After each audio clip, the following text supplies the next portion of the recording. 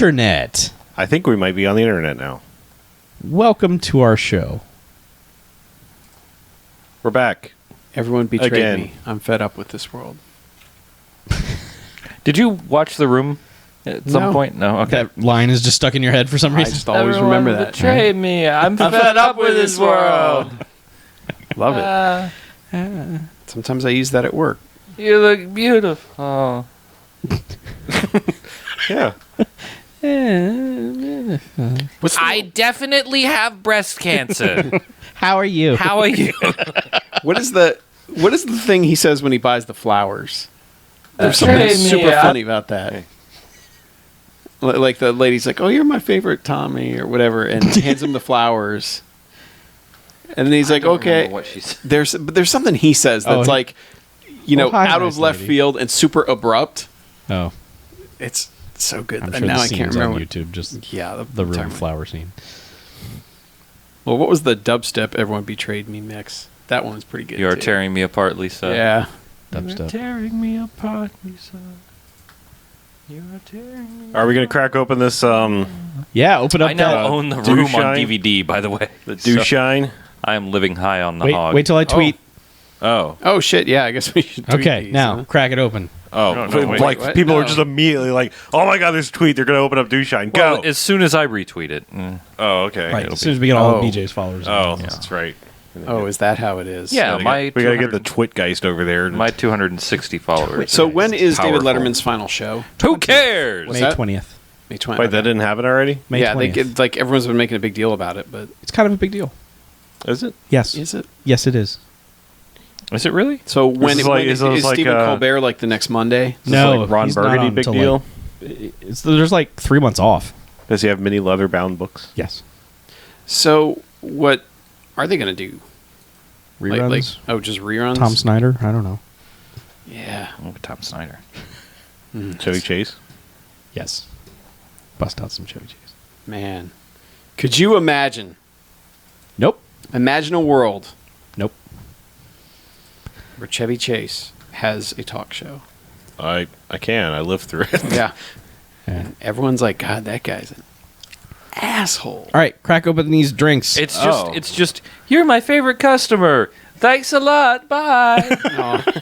It must be the favorite customer thing that gets me when... All right. I wish I could remember. It's been... Bouquet of yeah, this. can I have a dozen do red shine roses, please? Oh, hi, Johnny. I didn't know it was you. Here Yeah. you Oh, go. I'm sorry. I'm supposed to smell this. That's me. How oh much yeah, is smell it? the cap. Let's see how the Here you go. the Of the viscosity Dew Shine. is, or something, whatever it is. I It's don't know. mouthfeel. How's its You gotta- thermal breakdown? Mouthfeel. Yeah, the thermal breakdown, and let me see what the mouth feels like. Well, you got to see Dew how... shine can't melt steel. You got to see how many... you got to see how many tannins are released. Yes. Oh yeah. All the Biff tannins. There are between 6 and 7 tannins in this bottle. Oh, I got some Mad Dog tannins. That is a decent bouquet. Maybe a little Griff, just a hint of Griff. That's just I do like the way maybe this it's smells. one Do you? might say a whiff of Griff. A whiff of Griff. Yeah. Griff whiff. A Griff We'll whiff. wipe this petroleum jelly off. What? Oh yeah. Oh, okay. Yeah, that makes It does have a Sprite-like makes a lot mouthfeel. more makes a lot more sense here. Yeah, this is basically just Sprite. it's actually It's like half Sprite, half 7-Up. Okay. This is the least exciting Mountain Dew I've ever put in my face. Yeah. Isn't it? It's really bland. Yeah, you're right. This makes Whiteout taste like a explosion of flavor. Yeah. this is not alcoholic Happened to Zima. like- Is that? Oh shit! You're kind of. You might be right. Yeah, this is not alcoholic crazy. Zima right here. If you're just But- tuning in, but it we're is- drinking Dew Shine. It is incredibly bland, though. It's super bland. Yeah. So was Zima. That's why everyone was like, "Fuck Zima." I'm like, it's really like, Yeah. it's the fastball of the beverages. How's Smirnoff Ice? You son of a I'm peach. never letting that go. It's the Todd Cochran of beverages. Yeah, I was about to say, I thought you meant the Tom Cochran. Todd Cochran. Yes. So, fellas, what do you think of the Dew Shine? Huh? Our It's, sponsor for the week. 1 star would never drink again. It's garbage swill. It's pleasant. It's a. Is it effervescent? I wouldn't go so far to say effervescent. I would say it's a summer cocktail. Ah. Like I could see this hanging out on the on the porch swing, Right. enjoying Sitting a on the nice porch swing. on the porch swing, enjoying a nice. All it Crush up a does- couple of mint leaves in there. All it does is make me Pour want. it over some crushed ice. It makes me want regular Mountain Dew in a glass bottle. Yes. Okay. That's all it really does for me. Is it makes me go, man, I could go for sodas in glass bottles. Oh yeah. Oh yeah, because they're fucking rad. Yeah. Yes, me and Claire many times have enjoyed a douchon on the porch swing. Oh yeah, Francis. Wait, douching on the porch? Is that what you said? That too, but that's another conversation entirely. No, I don't know. It's It's all right. all right. Okay. It'll do. Do shine. It's all right. Shine. That'll do. Shine. That'll do. It's something to drink. It's mildly effervescent. Do shine. It's not flat. It's wet. It has more carbohydrates than you would expect. Well, that's a strange marketing slogan. Do shine. This bottle's recyclable. That's because of the sugar. Yeah.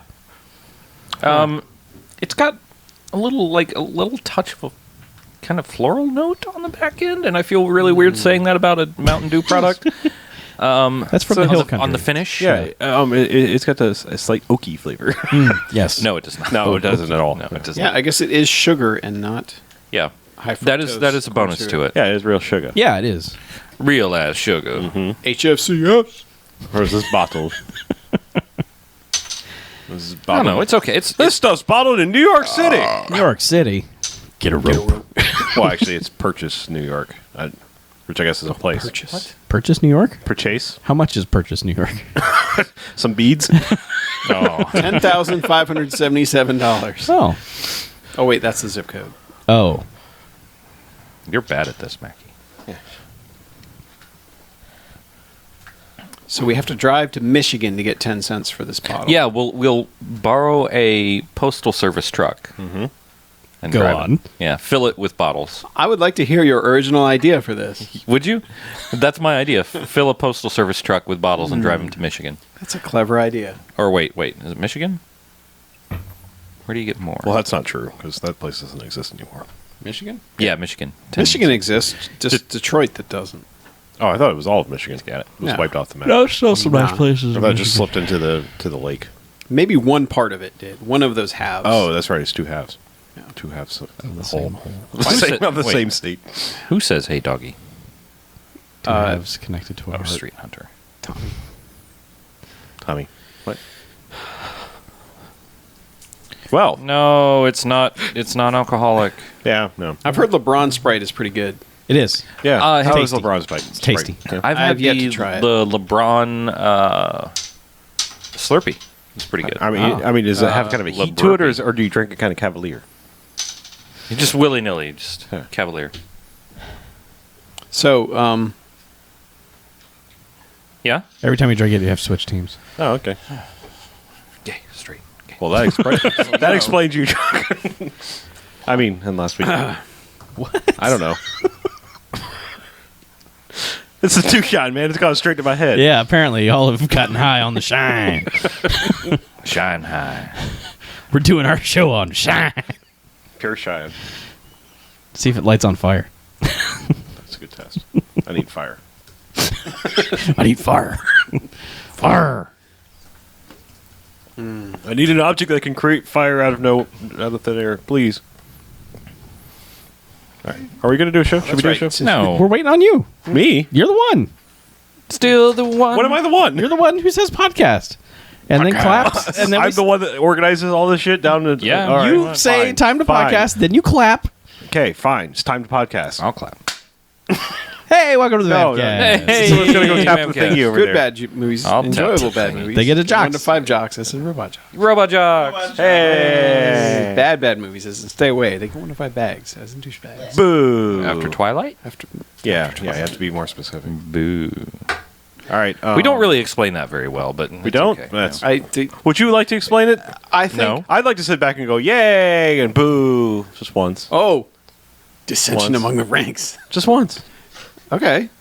Well, I'm we kidding. you actually could have, but you weren't here that one time Yeah. when we had to I should have stumble through that. I should have just pre-recorded a yay, had a boo. I will admit, the one time that I stumbled through it, I'm like, man, it's weird. Like, I hear it every week, and then when I actually have to say it, it doesn't come out right at all. Mm-hmm. So, I appreciate what you do, Harlow. I don't. Every week. I was not Every fishing for week. any of that. I was just. I appreciate it. Well, I swear to God, I was not. I think you fishing. do an amazing thing for us. Thank you. Every single week. No, we couldn't do it without you. I appreciate you. We couldn't do it Harlow. without viewers like you. Oh, is really yes. what we're trying to say. It really is the viewers and the listeners. It is, but I appreciate you. But it's more. No, us. no, Chuck. We appreciate you. I mean, That's we put certainly not we true. put you down a lot. Yes. but that's because you're just our mark. You know, it's part of the Yeah. routine. Ah. We actually feel deep respect and love. right. Yeah. Yeah, But we Okay. still know that we're just that little bit better than you. yeah. Just it's not much, It's not much. It's a but smidge. it's just enough. Chuck, nobody. Skosh. It's a skosh. Yeah, it is. Nobody's it's truly a better than you, buddy. skosh. yeah. You're the best. Nobody does it better. All right. Chuck, you're truly the moonraker to our Goldfinger. Just like the moon, Raka. We're serenading you now.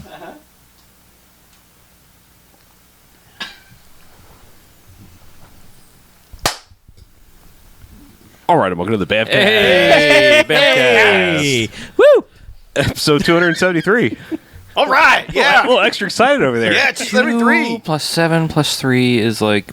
Oh God, don't go down that rat. Don't do it. No, that's like Pythagorean It adds theorem. up to 12, and then 12, you divide 12 that by plus- 6. no, Nope. 1 and plus then 2. add 3. 1 plus and 2 then is add 3. 11. It's 9/11, and And the map is on the back of the Constitution. Well, 1 plus 2 Dollar is Bill's 3. trying to tell me something. There are 3 6s in 666. That's true. 6 Half-Life divided 3. by 3 is 2. Yes. Yes. Right? Right. 2 times 3 is 6. Yes. 6. New, Yes. new episode confirmed. 6 6 6 Illuminati Right. Mountain Dew. Illuminati Mountain Dew. Yeah. Brought to you by. Now that everyone's hit stopped, I'm Harlow. I'm Mackie. I'm BJ. I'm Chuck. Yeah, what we do, besides come up with wonderful conspiracy theories each and every week, we go and we watch ourselves a quote-unquote bad movie. Yeah. We come in here and talk about it for the first half. Then we rate them. Good bad movies, enjoyable bad movies. They get 1 to 5 jocks and robot jocks. Almost on Blu-ray. Almost. And the bad movies. They get a negative sliding scale. 1 to 5 bags as in douchebags after Twilight. Correct.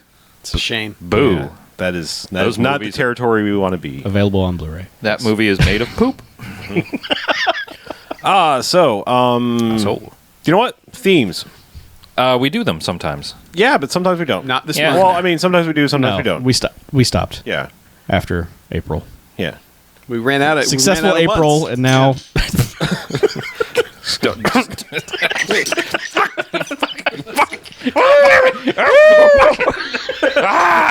Bottle cap! I'm all dude up. Somebody put a shot glass on the I just table. do the face of that. yes, you did. sorry. You hit me in the face. Sorry. Yeah. Nobody does it better. Are they all gone? No. Okay, here. Throw it over here. Over here. Oh, I can't. I have to take all the toys away. But you can have them at the end of the school year. With This is We'll why just we can't classic- have nice yeah. things. We'll just smack the table. Okay.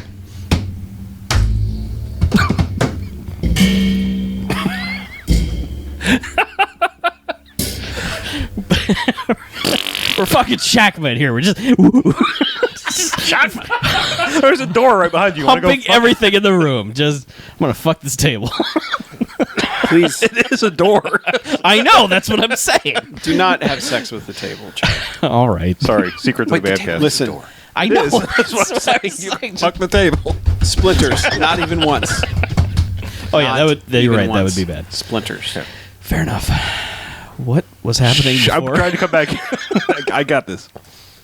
So yeah, sometimes when there are no themes, we just simply do a movie like we did this week. Street Hunter, 1990. Starring, I think, the most decorated BMFcast alum there is. This will be Yes. his 8th appearance. General James. Steve James. Yes. And also, I mean, Brigadier I think- General Steve James. I think you said in the credits before, him even, which I don't get. But Uh-huh. I think top billing is Reb Brown Reb Brown from Your. from your Hunter. Yes, Street Hunter from the future. yes, Hunter from the street. All right. So, plot summary? That's what we do, right? Sure. I guess It's quick. okay. Logan Blade is a tough police officer who has to confront a gang led by ruthless Colonel Walsh. No, that's incorrect. What? Wrong. Logan Blade is not a police Logan officer. Blade. He's an ex-police officer. All right, fine. I didn't fucking read that. I was just... He's a bounty hunter. Fine, over 8,000. I'm just saying. yes, I know. It's not your I'll fault. say it again. I can change the words. I can fix it. I can fix this, man.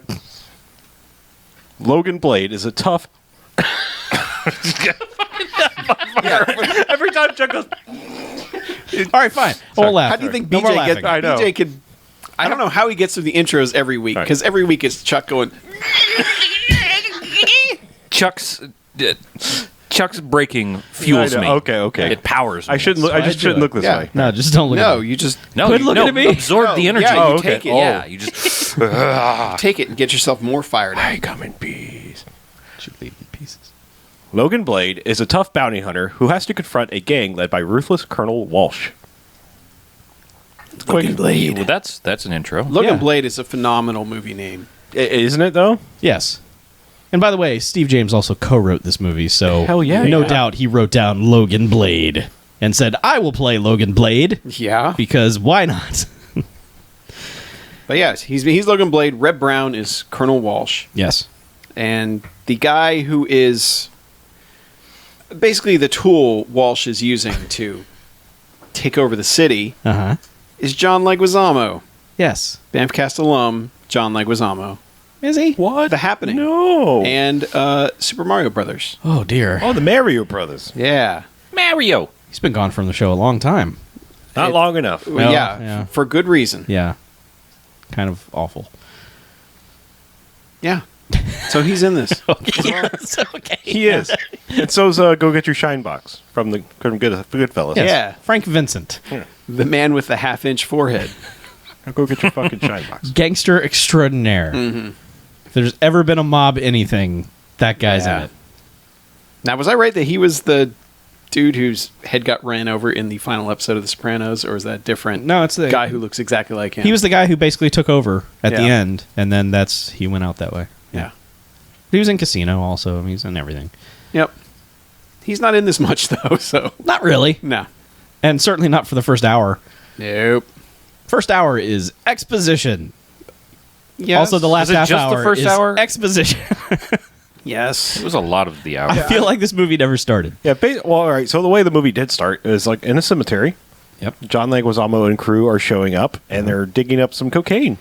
As you do in the cemetery. I guess it was a drop for cocaine. They in just a grave. shoved over a headstone, just Yep. chucked it over. Yeah. Yes.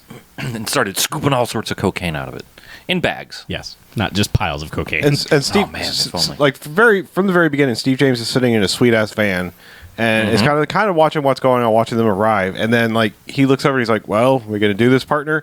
And like, there's just a shot where like nobody says anything for just a second. I'm like, "It's a dog."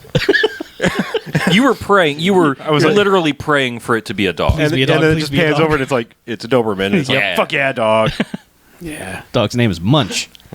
And yeah, so they get out of the van, and then we don't see them for a little bit because Leguizamo and crew get the cocaine, and then a car full of the Italian mobsters roll up. Yeah. And they just basically start back and forthing of like, "You're taking our fucking cocaine? Yeah, we're taking your fucking cocaine. It's a stupid fucking plane. You calling me stupid? Yeah, I'm calling you stupid. Stupid fuck, stupid fuck." Back and forth until he's like, "Oh yeah, well you're about to be a bunch of dead guys." Until Leguizamo's like, and a whole bunch more guys show up, and he's like, "Oh yeah, I brought my friend Colonel Walsh. Yeah. Meet him," and he comes out not dressed like anybody else. He's wearing like basically like Arctic camo. Yes. Like it doesn't fit with where he is at all. Yes. He should be battling in the snow somewhere. But But yeah, it comes out and it's just like I love that he yells. His very first words in the movie are "fire at will," to which he just unloads and starts going full gun face. yeah. Like he's kind of telling himself to fire at will. Yeah. But it's I don't know. It's kind of great. See, now, you guys weren't lucky enough when you watched because it's dubbed, that you did not get the Reb Brown experience, because that dude yells a lot. And it's just like, it's a delight every time it happens. So the fact that we get it right away in this is fantastic. So you know what you're going to get from Reb Brown. Star Reb Brown in this film. Just yelling and gun faces. I do hate that he's bigger on the poster than Steve James. That's kind of dumb, but you know, whatever. We don't know what market that poster was in. This thing went straight to video, so. But yeah, he kills a bunch of dudes. Yep. Yeah. Kills all the Italian people that showed up. Yeah, Well, no, well- I'm sorry, except for the lead guy who dove in the car like right before the gunfire happened. Yeah. Yeah, and Logan Blade has been just kind of he's been Yeah, you have to watching. say his whole name. Yes. Yeah, Logan Blade has been watching this kind of from the sidelines, going, Yeah. this probably isn't good. No. Yeah, Probably but not. Reb Brown and like company are like, all right, commandos, let's fuck off, because I mean, he's taken like basically what happened is he's taken some of Leguizamo's crew and like supposedly turned them into highly Super trained, soldier. mercenary, mercenary dudes. dudes. So they're like, cool, we're done. We celebrate tonight. Let's fuck off. And that's when he's like, don't wait, don't take too long, Leguizamo, and he goes and confronts the guy in the car, and he basically just starts pleading for his life, just crying. He's basically incenting it out, just like bad right here. Super bad. Yeah. And that's when Steve James is like standing over the side, like, good show, everybody. Like, murdered a lot of dudes, huh? Yeah. Yeah. He's like, who the hell are you? Well, he comes out after the dude, after Leguizamo blows the guy's head off. That's right, yeah. He blows waits for he that. blows a guy's head off and then backs up into his original posse of like 4 dudes. We're all just like, yeah, good job, boss. Yeah, that's we what did Logan shoot Blade that is. unarmed man in the Yeah. head. Logan The one Blade that is. was crying, pleading Yeah. for his life. And so right before that happens, you see him send his dog off. He's like, the dog Yeah. runs off. So it just becomes like this, like, so I you guys are murdering fools, huh? That's neat. Yeah. And he's basically just like, Angel, I'm going to have to take you in. Yeah. And Angel's sort of like, what is this, a block party? What is everyone here hanging out in the cemetery? What the hell's going on? Yeah, and he starts it. He's got this line that he says to Angel like 16 times in the movie. Just like, are you coming along or what? He just keeps saying that. And Angel's like, no, I've got a bunch of dudes here with guns. We're going to stay here Yeah. and we're going to kill you. Well, this establishes not only, once when he shoots the guy in the head, he's talking shit to him the whole time. Yeah. It establishes that, like, as soon as this guy gets even a slight upper hand, he's just going to talk as much shit as possible in the most John Leguizamo is way possible. Uh-huh. So he's just nonstop talking shit at Steve James. Yeah. And that's when Munch the dog comes running Yeah. in like a raptor from the side. Clever girl. Yeah. Attacks one dude who's very clearly wearing a protective arm Oh, pad for the dog to chomp on. Well, the thing is, the dog, like, there are few scenes where the dog is in it with a human. Yes. Like, all the shots are like dog alone, cut to dude going, oh god, dog. Right. Like throughout. Like Yeah. even with Steve James, I think there's only the one. Like, did they pan over in the scene where they reveal the dog, or did they just cut to the They panned dog? over. Did Yeah, they it was- pan over? yeah. And there's a few shots in the van where it's a master shot where you can see the dog is there. Yeah, But most That of the is- time, that is it. yeah, the Yeah. dog is Everything solo. else, the dog is not on the same set Yeah. with humans. Yeah, they obviously bothered to introduce him to Steve James and get him used to it, because like there's the shot in the van when he he's sitting there, and then there's a shot later in the movie where he's like licking his face. Yeah. and it's like they obviously were like, okay, acclimate to him. And Maybe it's actually Steve James's dog. Could have been. could have been. Yeah. Yeah. Who knows? Not trained. Let's take- just like Let's ask Steve James on Twitter. Oh, it's so backwards. There's no way to do that. No. Oh, right. But we miss you, Steve James. yes, please come back. No, don't. I mean, if you can, unzombified, yes, but otherwise don't. No, let's just stop. zombies. No. Let's just stop this line of whatever the hell we're I don't know. talking about. But no, Logan starts shooting. it's his dog. Dog bites the one dude on the arm, Yeah. and Logan just annihilates everybody else. Right. And then he yells a command at the dog to get out of the way so he can murder the last guy, Yes. who's basically got it twice as bad as everyone else because they just got shot. This guy got mauled and then shot. So, Yeah. So, yeah, but yeah, he gets Leguizamo, who just took one in the shoulder, I guess, and he's like, all right, you're coming with me. Yeah, throws him in the van. Yeah, yeah. takes him off to the police. Police Because we don't really know that he's a bounty hunter. I mean, we can assume it based on the way he's dressed. Yes. So I don't think we mentioned it. He's wearing an Australian duster and hat. Yes. Provided by the Australian Outback Company. Yes. I mean, it's like, yeah. Was that in the credits? Yes, it Yes. was. Yeah. Nice. So I'm hoping that's AustralianOutbackCompany.com. Go buy your duster and hat. Probably today. wasn't at the time. Maybe they're still around. This week's BMFcast sponsored by Australian Outback. Tumblr. Right. Did you lose those words just Australian Barbie. Barbie. But yes, So supply? he gets him to jail. Yes, he does, essentially. And it goes in and starts talking with the captain, who's like the most... At first, he's like the most cordial captain ever. He's just like, hey, all right, I actually like you, even though you don't work for me. And, you know...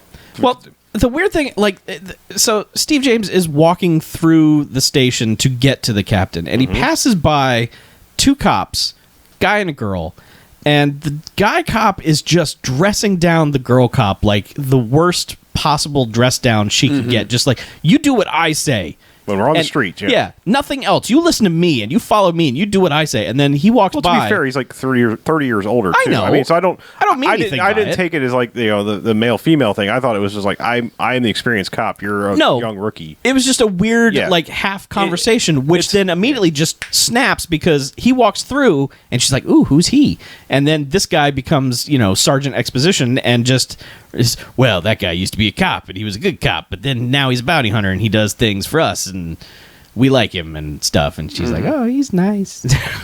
It's just everyone. It's one of those movies where whenever Logan is not on screen, people are talking about Logan. It's just constant hype going on for Logan Blade. But that's when he gets into the Cap's office. Yeah. And he's just sort of lounging on the He's like Cap's sitting in his desk. corner. Like every other captain in every other movie ever would be like, who the hell are you? Get off my desk. Yeah, but he's no, just like, man, hey, Logan, you're pretty awesome. come in Thanks here for and bringing chill it out. in." Yeah. And then that's when the two detectives come in, the plainclothes detectives come in, and like one guy's just kind of in the same mood of like, hey, what's up, Logan? Like, Yeah. because it's kind of, you know, it's explained. Of course, he was an ex-cop and he was framed. That I think Sergeant Exposition outside Yes. said that to the rookie cop. Yeah. It's And like, oh, then he was framed for he was something. framed, and she's like, "Are you sure he didn't do it?" He's like, "No, there's no way. He just they question his integrity," and he's like, "I'm out of here." Mm-hmm. So these cops come in, and one of them's just like, "Hey, what's up, Logan Bradley?" The other guy's just like immediately, he's like, "Fuck is this guy doing here, Captain? Yeah. Fuck this guy. Why is he here?" He's up to something. Yeah. Get him out of your office. Yeah, yeah. This guy's a jerk. God, that one guy. Ugh. It's so, and man, we'll get to the end of that character arc thing, which doesn't end at all, which Yeah. is really strange. But this guy's just got a super boner for just like, I hate this guy. Yeah, he's got a hate boner for Steve. Yeah, just man, Logan Blade fucking hates you. Just put your gun down. I'm gonna punch you in the face. I hate you. Yeah. But you know, basically the chief is more or less like, all right, I trust him. Just get the hell out of my office. He's fine. Yeah, And then he's like, all right, good job, you know, Steve James. You know, Logan Blade, you can go home. right. And as he's walking out, this guy takes another pot shot at him. He's like, I can't. You don't trust you dirty cop. Yeah. You're not a cop anymore. He does this whole weird thing where he like grabs his balls and he's like, I knew you always had some big balls. And you grabs his balls and everyone's kind of looking like, really, we're doing this? And then he's just like, he makes a little, you know, pistol bang finger thing. Pew, pew. Yeah. Yes. Yeah. Yes. I don't know what you call that. Finger bangs him. Finger bangs him. No, No, is that not? That's what he did, right? no, finger guns. Finger finger bangs. guns. Bang bang. Yeah. Hey guy. Pew pew. Something like that. Probably yeah. not that. Oh. Okay. Well, whatever. I think that's it. He intimidates him by making a gun motion with his fingers. Okay. And then it's like, I'm out of here. And as he's leaving, he goes to talk to like the coolest cop in the precinct. I don't even know where this guy is. Like, I don't know where he was hanging out. But Down in the basement. he just kind of stops by him. He's like, "Hey, Gianelli," or something like that. It was Yeah. like, and this guy's awesome because this guy's like 70 years old, probably shouldn't be a cop anymore. Like as white as you could possibly imagine, and it's just like they're like best friends, and Yep. it's great because like he's just like. Steve James is saying like all like this like cool 70s black guy slang to him, and this guy's just like, yeah, I'm hanging loose and all this stuff. Yeah, well, he It's tells just- him it's to just watch kinda his great. back when they're trying to jam us. Man. Sound like my wife. I will watch my back. Mamma jammas are bad. Yeah. You're one bad mother, Logan Blade. But Right on. this guy's awesome. Yeah. And unfortunately, he's not going to be around much longer. Nope. Because immediately the cops are like, let's make the most obvious prisoner transfer of all time. Yes. As we have a cop follow in the car in front with the lights on, and we take the very plainly marked, you know, carrier wagon behind, Yeah. with just John Leguizamo and 3 cops in the back. Yeah, and they go through like some weird, like they're just going through neighborhoods, which you would think would be like an express highway from the jail to the prison, but no, they're just going through, you know, shitty bombed out New York, and then all of a sudden, a manhole cover explodes, kind of. And the cops are like, hey, what? And then, Reb Brown's on a roof. Like, all right, Team 1, go do stuff. And just a bunch of dudes in sweatshirts jump out and just start shooting and firing off smoke grenades. And Their uniform is just sweats. yeah, sweats and a gas mask. Yeah. It's whatever, dude. Jazzercise Guerrilla it up. warfare, man. But, I mean, they fire like 500 shots. Oh yeah. And this is before any cop has gotten out of the police van. They're just firing into the smoke. And then after they fire like 500 shots, the two cops in the back of the police van sort of just jump out like, aha! And they immediately They're get another shot 500 immediately. shots into them, including, Yeah, Wojciechowicz or whoever the guy was. What? Gianelli. There's Yeah, I one think it was like it was something closer to that than they had a Wojciechowicz. decent budget for like chest squibs on this Oh, yeah. movie because there's a lot of dudes who get it in the chest and it's the good Yeah. RoboCop style. There's Yeah. a lot of blood coming out of this dude's chest. Yes. That's where all the blood is. stuff, yeah. Right in the chest. And knees. Knees have a lot of blood in them, too. Yeah, that's true. But yeah, so the cops go down and they get Angel out. And Red Brown is kind of just like, All right, let's go. let's stop Time to fucking go. around. We got business. Yep. And he's and of course he's like with Zamos. He's like, "What the fuck took you so long?" Yeah. Yeah. Come on, I was in prison I was a long in that time. truck for forever. Ah. Well, when they first throw him into the jail, it's pretty good because he goes on like a 2-minute rant of just, you have families, I'm gonna find your families and kill them. I'm gonna kill your mother, I'm gonna kill your father, I'm gonna kill your kids, I'm killing everybody, and then like without missing a beat. Come on, let me out of here. I'm innocent. It's like that's not helping your case. There. No, that's not. Well, there's a lead lot with of that. like the filmmaking here. There's a lot of we're filling time. Yeah. Oh, so yeah. just keep going with this. Yeah. So there's a lot of like him just going, not even knowing what to say next. So he's just like, well, fuck. Yeah. Fucking fuck. Well, the scene where he was intimidating the one guy who was left at the cemetery felt uncomfortably long because he kept kind of smacking that guy, and I don't think the guy thought it was coming, and he kept trying to act while getting smacked, and it was just not going very well. Yeah, there's a lot of shots where it's just one shot and just keep going, and the prison cell was one of them. But okay, so he's out. Yeah, Yeah. he's out, but like But meanwhile, but they get him out and they hand him a fucking rocket launcher Yes. just so he can Oh, blow yeah. up a cop car. It's like, here, blow this up. And they cut to Red Brown, who's just like, man, Yes. this guy. I don't know. we should also establish that the very first time that he was on screen, like when it's all over, like was almost basically doing like that the Looney Tunes dog thing. Like every time Red Brown's on screen, he's just like, "That was pretty cool. I wish I was like you. I wish we could do that. What are we gonna do next, huh? What are we gonna do next?" Yeah. And like he keeps putting his hand on his shoulder. He's like, "Don't touch me." Right. Yeah.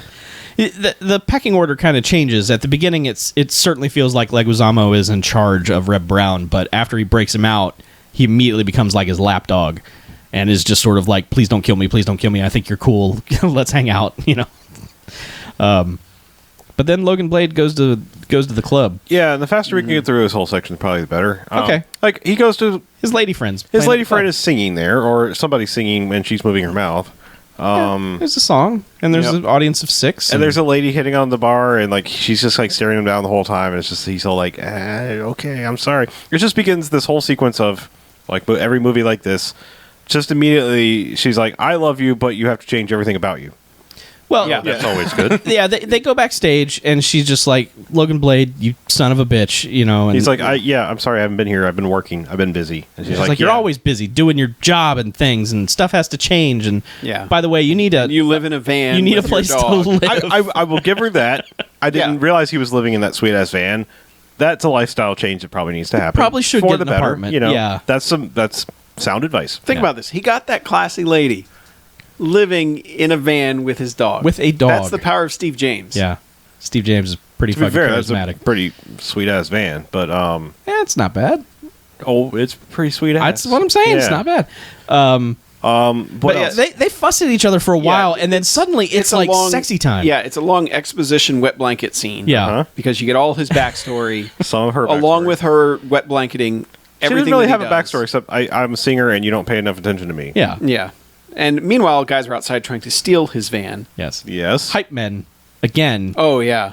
because like one guy's like, "Fuck, let's take this van," and the other's dude's like, like, "No, "You that's- don't know that's Logan Blade's van. That's the Street Hunters van. Do not take Logan that. Blade, the street hunter." he'll kill you. He will hunt your street. We can't do this. And he's like, oh man, fuck that. I'm gonna break in this van. And then suddenly upstairs, yeah, literally, it's like cut to a different shot, and she's like, "You son of a bitch!" And then it's like it's sexy time.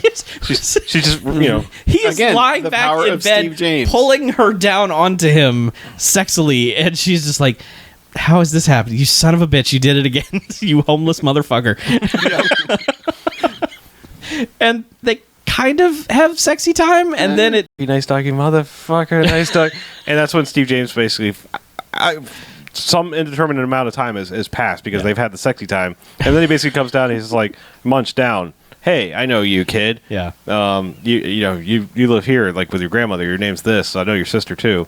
He's like, tell you what, you need to, you need to go down to the precinct and turn yourself in. And he's just like, all right, yeah, sure, whatever you say. And he's like, you know what? Actually, you know what? You're still in school, right? You need to finish school and get a diploma. I'll be back in 6 months. You better have a diploma in your hand, or you'll meet me and my dog and all this stuff. He says to the guy, he says he's going to take his.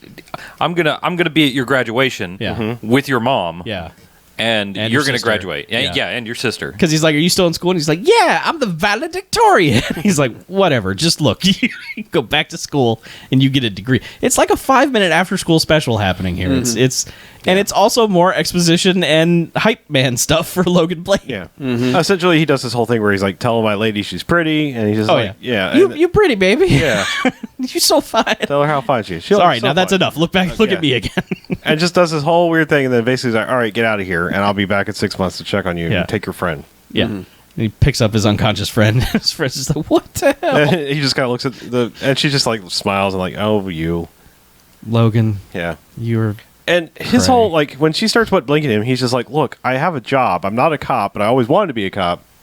My dad was a cop. Yeah. I like cop I stuff. got a bad rap as a cop, but I'm not going to stop trying to clean up the streets to keep it safe for people like you. Yeah. All sounds very reasonable. Sure. You know? Make some money, live in a van down by the river with Yep. a dog, whatever. And they're But- driving. They get in the van, start driving. Dog sitting between them. Just like, hey, guys, this is pretty great. Yep. I guess Phone they're going to rings. his place, to her place to Her stay. place, with. yes. He doesn't. Well, they're at his place. Yes. So it's in motion. Right. But yes, he gets a call. She's like, don't answer that. And he's like, I'll just tell him no. And he picks up no. And they're like, of course, it's the chief. Like, Logan, get down here. We got 9 dead cops. Yes, 9 dead cops and your friend. Yeah. All right, I'll be right there. And she just loses it. She's like, I can't believe. He's like, I lost a friend. She's like, All right. I can't. I don't care. No, she kind of switches like, Not really. I'm sorry for your loss, but Yeah, truly sorry for your loss, but still, please come inside with me. And he's like, I got to go. Yeah, he's deal like, with- baby, I'm a street hunter. I have to hunt streets. yes. yeah. Streets must be hunted. Yeah. Yeah, but basically they go back inside. He goes inside, talks to the chief, and of course those other 2 detectives are there. And Of course, the don't one is trust him just again. like, "You're not telling us something, Blade. Yeah. you know something we don't." And he's like, "My buddy's died too. What the fuck?" No. And the chief is just like, "Dude, Yeah. Lay he's off. he's on our side. Just Back let the him fuck go." off. Yeah. What is your problem?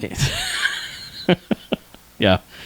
And then it's just kind of investigating for a while. Yeah, It's just Logan yeah. going They're from basically place like, to "Logan, place. we need to get you out there and find out what's happening." He interviews a lot of people who could have been like real New York street people and not actors. That cab driver he talks to is definitely probably a crew member of some kind because Yeah, but yeah, he begins a trail. Like he starts talking to his Yeah. contacts, and eventually he's like, "Well, I don't know anything, but this guy saw it." Yeah. And he goes to that guy. That guy's in bed with a couple of ladies, and he interrupts that, and it's a whole scene, of course. Yep. You know, but basically he's just like, "Well, all right, I saw something, and I think, this guy was involved." And he just kind of keeps getting this Yeah. trail of like bouncing between people. It's kind of like the blaxploitation movie Yeah. trail of Kind of, like yeah. guys giving information that doesn't really matter. Right. Where it's like, they're tied with the Colombians and there's something big going down later. Oh, okay. But it's one of those like he's only given a little bit of information, but somehow that leads him to where he needs to be really each time. Really, where it ends up is like he just gets the information from the guy finally that they're working big time. They got the Colombians. And then it's like a guy just calls him randomly. Yeah. And it's like, hey, I have information for you. And he's like, well, that's lucky. Yeah. And he's like, well, meet me. And he's like, no. But he's like, I'll tell you where we're going to meet. Meet down here. And then it's like cut back to John Leguizamo's listening to this conversation, and he's found some punk kid he's tricked to say wants to get in. Yeah, you're going to be a one. Diablo. You're going to be one of the Diablos if you do this for us. Yeah. Yeah. And- And also at one point Steve James meets with Shinebox, who's like the head of the mafia family. Oh yeah. And yeah, that guy, and that's pointless too because he's like, It's very listen, man, pointless. let me go after him. There won't be, Yeah, If you go after him, a bunch of guys are going to die. Not only that, there was another string. Like he went to a guy that owed him a favor because he kept him out of jail for some reason. Yeah.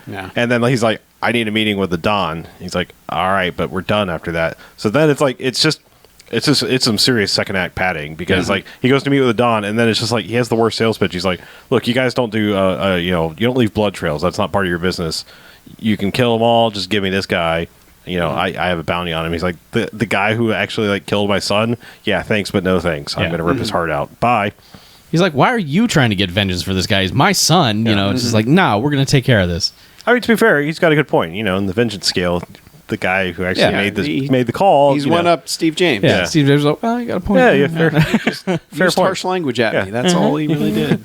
Yeah, it's a sound Maybe- point there. Guess I gotta respect Killed the guy I was cool with. You and my girlfriend making good points. Yeah. Left and right. But yeah, so he gets basically sent into a trap in an abandoned movie theater.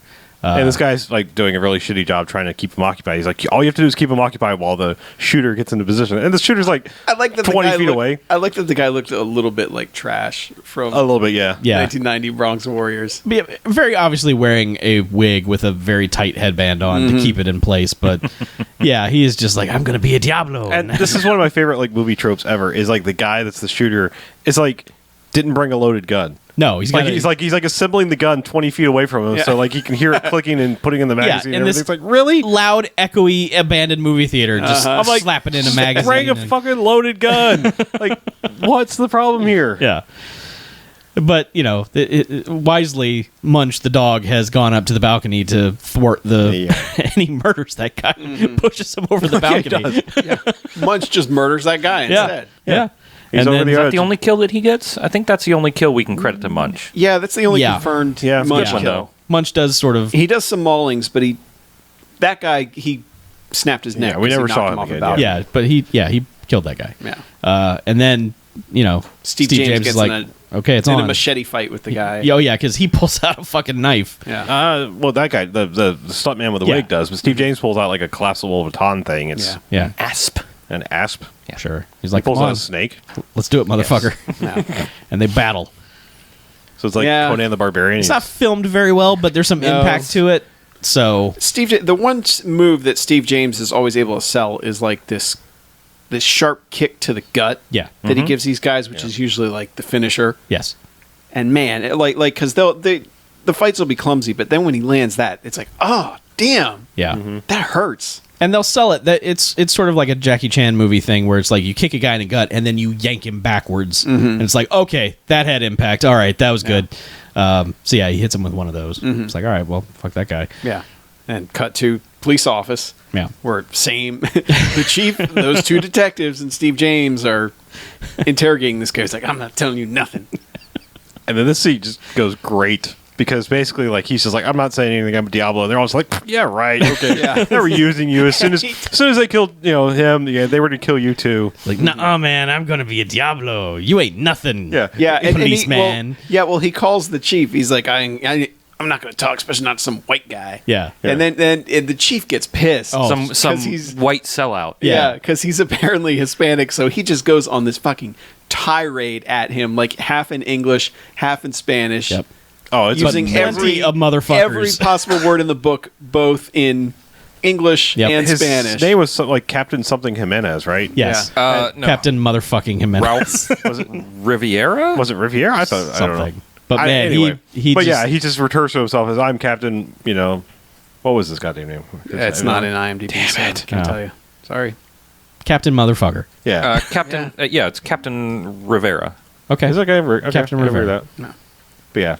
Yeah. It's I don't know. It's fucking great. It's He just goes great. off on the. I mean, it got mini applause from Yeah. us. Yeah. It was really fantastic. Tiny applause. Yes. Mini. Yeah, and he's basically just at the end of it, he's like, just get this guy the fuck out of here. Yeah. I guess they're just letting him go. I mean, it's just like whatever, get him out of here. Yeah, he's He's not going to give up anything. nah. Yeah, and isn't this the point where the two detectives like have yet another conversation about how the one guy just he wants to bust Logan so bad. Yeah, and You know, the he's calmer and he's the- going to follow him out. Yeah. Well, before this, at some point, there's been a whispered phone call to it was to Angel, right? Yeah, to Red Brown, yeah. Yeah, it was to Red Brown. Right, to tell him what was going on, and it's like, oh, okay, one of the cops is in on this, so Yeah. it's Yeah, probably because it's gonna- just like, I have some information. Yeah. Tell the street hunter. You got to get in. So, you're like, okay, it's that fucking douchebag cop who hates Yeah. Steve James, because why not? So, yeah, there's one more scene of that angry guy's partner just like, man, just calm the fuck down. Just go home, take a bath or something, and just chill out. I got stuff to do. I'll see you later. Yeah. And this is when, like, Steve James's lady friend is at home And she preparing hears a somebody bath or something. Yeah, and she hears somebody pound on the door, and she's like, that's probably not good. I should probably hide. So of course it's two of the Diablos come in, and they go to the shower and just unload through the shower curtain, just gunning it down. Yep. And she's hiding behind the door, so she bashes the door into them, runs out into the room, and is about to run out the door, and oh no, there's a guy there. Yeah. So she runs back to the kitchen, grabs a frying pan that's apparently frying food that she was frying before hopping in the shower. She probably had it on simmer. So Yeah, Yeah. it's just, Well, Still not very either safe. way, she throws it in this guy's face. yep. And then this chick She beats wails Yeah, God. on this guy's head. Does she? with I think this she. frying Did she? pan. Well, I think she also grabbed a trophy and whacked it over somebody's head Yeah. too. Like there was Well, some because kind the of- two dudes who were in the bathroom, one of them explodes out of the door like fucking Superman. Oh yeah, like she shut the door on them, and they're like, "Door handle no work, shock knock." So he, honestly, it looked like if someone had tripped over the bath mat. Just went, oh man! Yeah. So those two guys come out, and she deals with them. She's kicking everyone's ass. Yeah. I mean, and really convincingly, too. I mean, you Like, hit a guy I- with a burning frying pan. Yes. was she a stunt woman? Do we know anything about that? No. Or was it just stunt guys who were just like, "Nah, just go ahead, just fucking wail on my head"? I with this- think it was with probably this frying pan. They were just like, we're fucking crazy. Let's do it. Come on. Like you get that feeling because I mean she connects with this Oh, guy's yeah. head with that frying pan, which Yeah. had to be like a rubber frying pan, but still, Yeah. It's pretty good. yeah, it was sold well by everyone involved. Yeah. But so she does that and then runs out the door, and oh, it's another freaking guy with a gun. Yeah. 65-year-old, Yeah. 2 weeks to retirement henchman showed up. Is this the point where it gets kind of rapey, or was it before that? Was it before the frying pan? No, it's because that guy backs her in, and the Yeah. other guy's like, "Oh man." my As, head Yeah, hurts." as soon as that Alright. guy shows up, the other guys all pop up. Like, I mean, what the hell? To be fair, Alright. it's like all right, it starts to get a little rapey, and then it's like she gives a really good nut kick. Yep. And the guy's like, oh, and then like the guy with the really stupid yeah, mustache. he's back again. He's like, the yeah, kick worst me mustache. again. I got a knife now, and this is where it starts to get real creepy. And she spits in the guy's face, and then somehow she gets loose again, right? Because it's like somehow she takes them all out again. Actually, this might have been before the frying pan. Because she gets loose and like this. No, it's after because that Yeah. the old dude comes in and that's when everyone gets up and is like, oh no, it's on now. How dare you? Because I thought it was down to one guy because she's about to escape again. I think she might have frying pan done crazy bit with the rapey people. I hate to say it like that, but I'm just saying because Sure, no. she was about to run out the door again, and there's another person waiting Yeah. outside again. And, Okay, but and- that's when Logan is out there. Yeah. well, not yet because like first it's the cop, the dirty cop, like the Well, prison- no, Logan's got. Well, Oh, that's basically, right, yeah. the guy has the gun on her, Yeah, you're right. and then Logan walks up behind the guy with the gun on him. Yeah. He's like, "I wouldn't do that." yeah, Yeah. Yeah, And that's then- when the other cop comes in. Well, yeah, and the other cop comes in. The cop who seemed like he was The nice cop. friendly to Yeah. him of the Not the plane crazy was. part, yeah, of him, not the but chief, nice but one. yeah. And he's just like, And well, it's- And I'll admit, it actually played against us having seen this many movies like this. Because, like, any other movie, you'd be like, it's being so obvious that it's the white guy that it's Yeah. got to be the other partner. right. And, We actually suspected the chief for a minute, just because like he was also so super friendly to him Yeah. too. Yeah, yeah, but But after his explosion on the game, we were like, man, I really hope it's not him. yeah. yeah. That guy's it's too good of an Yeah. acting job for that guy to be in on it. But no, it's the other guy, and he's like, who do you think framed you before? Yeah. Well, it does that cool movie thing of dude. He's the cops pointing the gun at the bad guys, and then just in one shot, just whoosh over and points it at Logan. Logan's like, And then everybody instantly gets up. yeah. Yep. But man, Logan is just like, man, you son of a bitch. What? Yeah, cut like immediately too. They're tied up like Last Crusade style, back to back in chairs. Yes. And just like Well, no, it's not that. No, he takes off with the girl. Oh, that's right. Yeah, And is I'm like, sorry, he yeah. can't, and then immediately hops in the car and is just running Yeah, I around. forgot And he's about that like, part. "Come on, come get your donut, Logan." That's right. I forgot. Mr. Street Hunter, Logan Blade, Street Hunter, Logan. Yeah, I forgot about the whole sort of Yeah, quasi chase. and they sequence. get there, and then he walks in, and Red Brown's got the gun on his But now, wait, lady. hold on. Okay. But, yeah. Because before they get there, Logan has to make up some time in between the because he's got a lead on him. So he fires off something on That's his right. van panel. He's got LED diode panels in there, and then it's like rocket nitrous or something, but it's really just like two giant sparklers shooting out of the back of this van like it's dragging its muffler or something. But it's implied that the van is now somehow going faster. They don't speed up the film, it's been turbocharged. but yeah. the implication is, okay, sweet, he's got rocket boosters on that van. Uh-huh. So yeah, then he gets to where they are. No one seems all that super concerned that he has, some rocket boosters on this van. I mean, that It doesn't really come into play. I mean, here at this table, I'm just saying, like, there's implications that this man has some sort of turbo boost on his van. Well, he has not a Knight sold. Rider Okay, panel in his car. Yeah. The only thing I can express is mild outrage. Because it's like, oh, fucking rocket boosters! And then just next scene, whatever. Yeah. It's him pulling up to the place where he's supposed Van's got a Roman candle sticking out the back, and then All right. it cuts to nothing. It should have been way more exciting than it was. It's weird because they have two specific scenes where the car or the van has some sort of super souped up extra features on it, but Y'all watch one Megaforce, and suddenly cars with rocket boosters are passe now. it's not passe. It's just it's not done very well here. I appreciated it for its cheesiness and out of placeness in this movie. I enjoyed it when it happened, but it looked bad. It was still cool. I mean, I can use my imagination. Uh-huh. Oh, I do. you can. Yeah, I can. Yeah. Anyway, Either way, yes. he gets there. Yeah. Red Brown's got the gun on her, and he's like, "We've been waiting for you, Logan." Well, I thought he murders the cop first, like right outside, doesn't he? Doesn't this happen here before he goes inside? Am I skipping ahead again?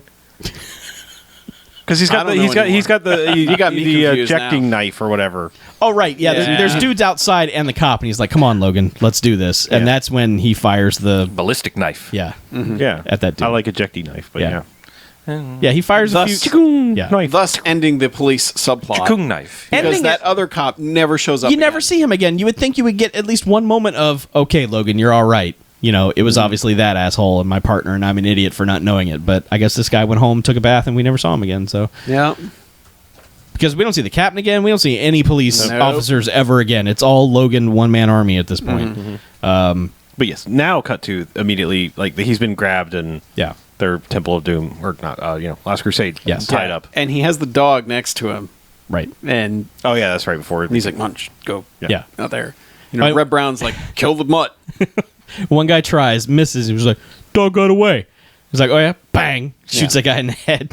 Yeah, and he's like, "A soldier never misses on the battlefield." Yeah, because all these inconsequential scenes, really. But Red Brown has been giving speeches to all these just yahoos in the gang. and also just murdering them when they fuck up. Yes, Like, but this is like the third person, I think. he's killed a couple of them. But Yeah. he keeps giving these quote unquote inspirational speeches that end, and then like two of the gang members will break off and just be like, "What's this guy talking about? I don't know. Let's go buy an island, okay?" Like Switzerland.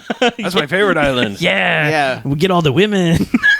It's like what? I do We're- love- we just really took it a whole other level of. I do It appreciate. wasn't anywhere. Like I do appreciate that. Like Red Brown speeches only matter to like military guys who know history. Oh yeah. And he keeps giving them, and then these guys are like, I don't know what the fuck he's talking about, but they pay us well, so Yeah. whatever. He's given these inspirational battle sequences, Yeah. speeches, like Alexander the Great did this here and did this thing, and we're gonna do that. Hoorah! And everyone's like, "Yeah, all right, bye." Red Brown just goes off to his recharging chamber for a while off after all these scenes. But he will usually end a scene by saying, "Well, it was really nice talking to you. yeah, good talk. I really enjoyed our conversation together. I'll see you later." So they're tied up Last Crusade style. Yeah. Red Brown is taunting them, but not really though. He's kind He's of actually just like, I appreciate you're an actual warrior. You're a worthy adversary. you're like me. You were in the shit and, too. and like it was almost like, can I get to kill him now? And he's like, no, Yeah. we're gonna let him live because he's going to join us. Well, he says he's the only one who knows what the hell I'm talking about around here. Yeah, because it was like, you were in Vietnam. He's like, yes, I was in Vietnam. And he was they like, were in the shit together. Well, not together, but he was like, together. That war was bullshit. They wouldn't let us win. He's like, no, it's a lot more complicated than that. He's like, actually, it's, well. He's like, no, it's not more complicated than that. They would not let us win. Yeah, no, but Steve James treats it like when your mom calls and is like, how do I attach a photo to an email? You know, it's Steve James, he's like, it's not worth explaining this to you right now. He's like, oh man, this guy's crazy. It's really more complicated. And Red Brown just basically has like war blue balls. He's just like, they wouldn't let us win. Yeah. Now I just have to kill everyone because there's no more war. Yep. And then you know, so he leaves, and Leguizamo was like, man, I should kill you right now, Blade. Yeah. I hate you. I'm going to taunt you because you're tied up and you can't do anything right now. Yeah. So, of course, I'm going to talk all this shit. And then Steve James is just like, well, yeah, if you kill me, that other dude is going to fucking murder you worse. You realize I love that he's like, did he say that? That's right. Yeah. I was like, it was almost one good line in the movie. Well, I don't know. Yeah. The whole, like, I'll kill you, please let me out was pretty right, good. Yeah. But, so he's taunting Steve James the entire time, and Steve James is just like, whatever, I don't care. Just get away from me. But, so he flips the table. He goes around to where the wife is, and it's like, all right, I'm going to menace your lady now. Mm-hmm. And this Steve James is having none of it. He's just like, no. Stop talking to her. Get off of her. I fucking kill you. I think by shitty New York law, if they'd been married, he wouldn't be living in a van. Probably not. Yeah. Mm-hmm. Yeah. He'd at least own half of her. Yes. He would. Her flat, which has been destroyed by thugs. True, but they have to live in the van. Better than living in a van. But the van has rocket boosters. True. Yeah. Yeah. But yeah, so he's just like, get off of her or I'm going to fucking murder you. Mm-hmm. And eventually he's like, yeah, okay, maybe I should get off of her and go away. Maybe not get murdered. Yeah. Yeah, but he's just like, I'm going to come back for you. Right. He leaves and then just leaves him with one henchman in there. Mm-hmm. Who, of course, like 5 minutes later is like hey, I'm going to have some fun with your lady. And it's like, did you not just see that entire exchange before? Now I'm going to fucking kill you now. Well, how did Steve James end up on the floor? Because the guy comes over and like is literally like unzipping next to her, and then she like does this weird kind of like, I'm tied up, and somehow I have a leg free to kick him in the face. She kicked his gun over to Steve James. But how did Steve James end up on the floor? The bad guy picked him up and threw him out. Oh, yeah. Is that what it was? Because he needed private time with his lady friend. Okay. So yeah, he's slowly unzipping, and then that's when Lady is somehow able to kick the gun out of his hand into Steve James.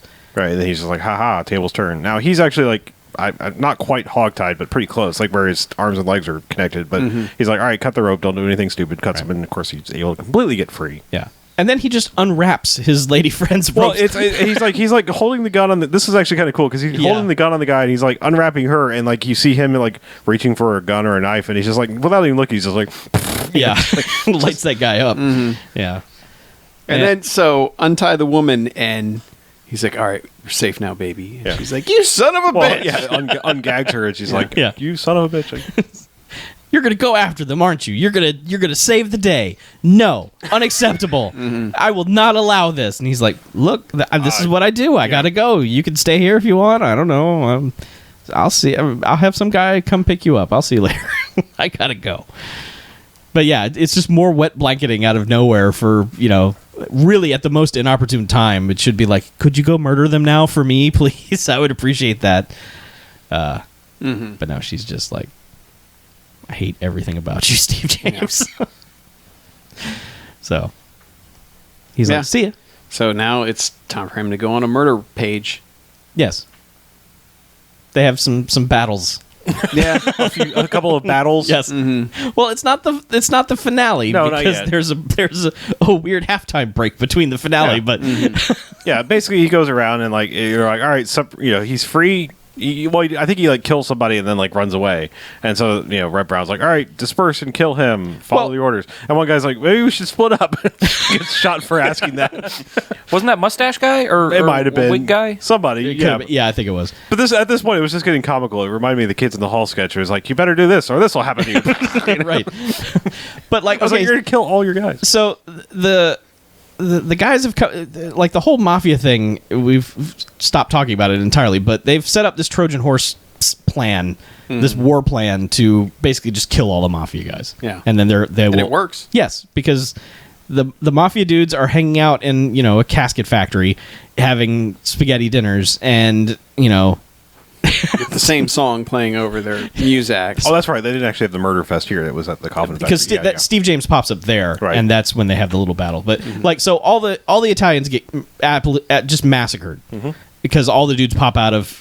It's funny at first because you just see like Red Brown and 4 guys storming the front of the building. You're like, that's a weird Trojan horse. That's just storming the front of the building. I love how he goes in and Shinebox is just like, who the fuck is this guy? Who the fuck let him in? What the Look at this fuck is fucking this? guy. Why is he talking about Get him Alexander the fuck Great and outta shit? here. Yeah, that's when all the dudes pop out and everyone dies. I mean, this movie has so many good, like, just guys saying fuck Yeah. a specific way. Yeah. Like, in a way that really sells it, but it's also kind of funny. Like, there's a ton of that in there. And his was one of the better ones where he's like, who the fuck is that guy? Yeah. So Steve James then is there. He has popped up there, followed them there. And so there's a little bit of fighting going on here with these guys. Yeah. Murders a few of them. And then Red Brown is like, hey, come on, man. I think I could still convert you to my side, but we're going to go back to our hideout now. Why don't you meet us there? Yeah. Which not only does he meet them there, he somehow arrives before them because their hideout is an abandoned church. So he's standing like up on the stage and Well, they've got to gather themselves and put all their things back in the car. Steve James is like, he's just like, I'm getting there. Get in the van and go. Yeah, he's ready to go. Okay. Plus, he had turbo boosters on the. Oh, that's right. So yeah, got yeah, those- he did have the Roman candle Roman booster. candles. Yeah. Yeah. Yeah. So they go back to the church. Some more fighting. Yeah. I mean, he kills more dudes. Well, he He convinced. gets in like a fight with 4 dudes at the same time. Yeah. Yes. That's pretty good. It's cramped. The shots are very cramped, but it's a pretty good like more than one dude at a time will fucking start beating up on Steve Yeah, James. they're like, hey, it's Steve James. We can't just have him shooting people all right. movie. So he does some jumpy kicks and blocks, and I mean, the dude could fight. He looked pretty good at what he was doing. Yep. But when he was tied up earlier, he just kept trying to convince Red Brown. He was just like, "Come on, man, you and me, mano a mano. Let's do this." He's like, maybe later. I'm still mad about Vietnam. So It's maybe a sore subject here. maybe at a later date. Let's talk about Vietnam first. So Then maybe we'll fight. So finally, it's just them in the church, and then it's like, "Hey, remember you wanted to fight me one-on-one?" Well, he's doing this weird thing. He's like up in a balcony and like kind of popping his head out, and he's just unloading until finally he's just like, I don't know. They just do this whole weird thing where it's like, you want to fight? Well, that was that they have that first round when they're down on the floor. Yeah. Because Steve James at one point runs off. But oh, that's right. Okay, so yeah, they fight for a little bit. yeah, I so forgot. they're That's fighting right. around, and Red Brown is speechifying at him this entire time about famous battles and just blathering on about nothing. Yep. But The best part is when he gets on his Benedict Arnold speech. Yes. About how he was actually he's the best general in the Revolutionary War, my favorite war. Yeah. He was misunderstood, man. Yeah, he was maligned, but he's branded as a trailer. But he was a genius. Branded him a trailer. Branded him a traitor, and Yeah. he's a brilliant tactician in all his battles. Like I don't know. Ticonderoga. Yeah, and Saratoga Blade. Give it up for Saratoga. He stumbles over saying Saratoga and rescues the scene by just shouting it out the next time. Like, come on, give it up for Saratoga. Yeah. Don't you know? How about the people up on the balcony? Saratoga, right? Woo! I mean, we laughed for a good minute at that. It was so dumb and so good. It's so dumb, but the delivery Yeah. is so great Yeah. in that. Excitable Red Brown is really, he's on point. Well, he's punctuating most of these with like Benedict Arnold, man. He was the Continuing like best, man. Continuing like the improv-y Yeah. feel of so many of these scenes where it's like, we don't really have anything in the script, so just like And shout some stretch it stuff out, at each dude. other, yeah. Yeah, so they fight for a while, and then eventually Steve James is just like, I'm taking off. And he runs and hides, as far as we know. And he's up in the balcony hiding, and Red Brown is just firing his gun. Just like, wherever you, whatever, you don't want to fight one-on-one, whatever. starts firing a gun around. Yeah. Sees him poke up his head, from behind a, a banister or whatever, and unloads the gun into there, and then he follows him upstairs, and Steve James has you see him like putting together some sort of explosive device. Now, where this came from, I don't know. He didn't have it on him. He was in the shit. He knows how this stuff works. Fine. He MacGyvered together some explosives. Yes. And so Reb Brown comes up and he's just like, man, it's a shame I'm going to have to kill you because you're kind of cool and, you get all my jokes. He's like, I'm going to miss you, Blade. Yeah. Takes a step, hits a tripwire, and falls out of a trap door that kind of explodes a little bit. Mm-hmm. I had the feeling the trapdoor exploded beneath him when he stepped on it. Okay. But either way, he just takes that step and goes, shoop! Yeah. And Logan's like, all right. Well, he goes, I'm not going to miss you. Yeah, that's right. And then that's when he goes back to look for Leguizamo again. Yeah. Finds him. He goes, you coming, Angel? Yeah. Punches him in the face. And he just starts going on and on about how his nose is broken. But it's a good punch in the face. Oh, yeah. Because, he's hiding... Steve James is hiding behind the corner of the van. And you know that... And you see Leguizamo running towards the van. And he just turns that corner and bam. It's the second off-screen punch in the movie, which we just adore when a character is just running and all of a sudden off-camera punch. So, yeah, he's... nose broken, bleeding profusely. He's like, you broke my nose. Now I'm going to look like an idiot for the rest of my life. And he's like, oh, yeah? Grabs his nose and just wrenches it and just like, there, I fixed it. He's like, man, Logan, you're a son of a bitch. Yeah. I'm not going back to prison. He's like, oh, yeah, you are. And throws him in the van. And then Logan Blade drives off into the sunset. Well, he's just like, looks at the dog. He's like, I guess we're on our own. Yep. Jump in the car. And there's... I think it was like in the halftime break was where the dog was sitting in the middle of the van and like he was like, "Hey, you're alive!" Yeah, because there was when he was tied up, they were yelling a little bit and they kept cutting to the dog outside. I should go in, but I'm just a dog. He told me not to, and they have guns. I'm just a dog. He did not give me a direct command, so I guess I'm waiting here. Yeah. Logan Blade. Yeah, and he just kind of drives off, and that's that. Into the sun dawn. Yeah. Sunrise. It's a little disappointing that Leguizamo basically just gets arrested. Logan Blade kind of sells it well. He's like, yeah, you're gonna rot in jail as you die. Mm-hmm. That's pretty good. Yeah, but he was like the shittiest guy throughout the movie. I know, but they were probably thinking, hey, we can bring this guy back for Logan Blade Street Hunter 2. Mm. Blades of Glory. Yes. Yeah. No Stargrove. No. Sadly, no. The soundtrack is pretty bad for the most part, except for like the opening credits are good. Right when the music names come up in the opening credits, someone just starts jamming in the score. Just kind of electric guitar, kind of synth, and it's pretty good.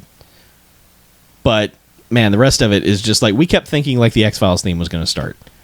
It was really strange. It's the same opening note played on what probably is the same instrument and some sort of crazy synthesizer. Yeah.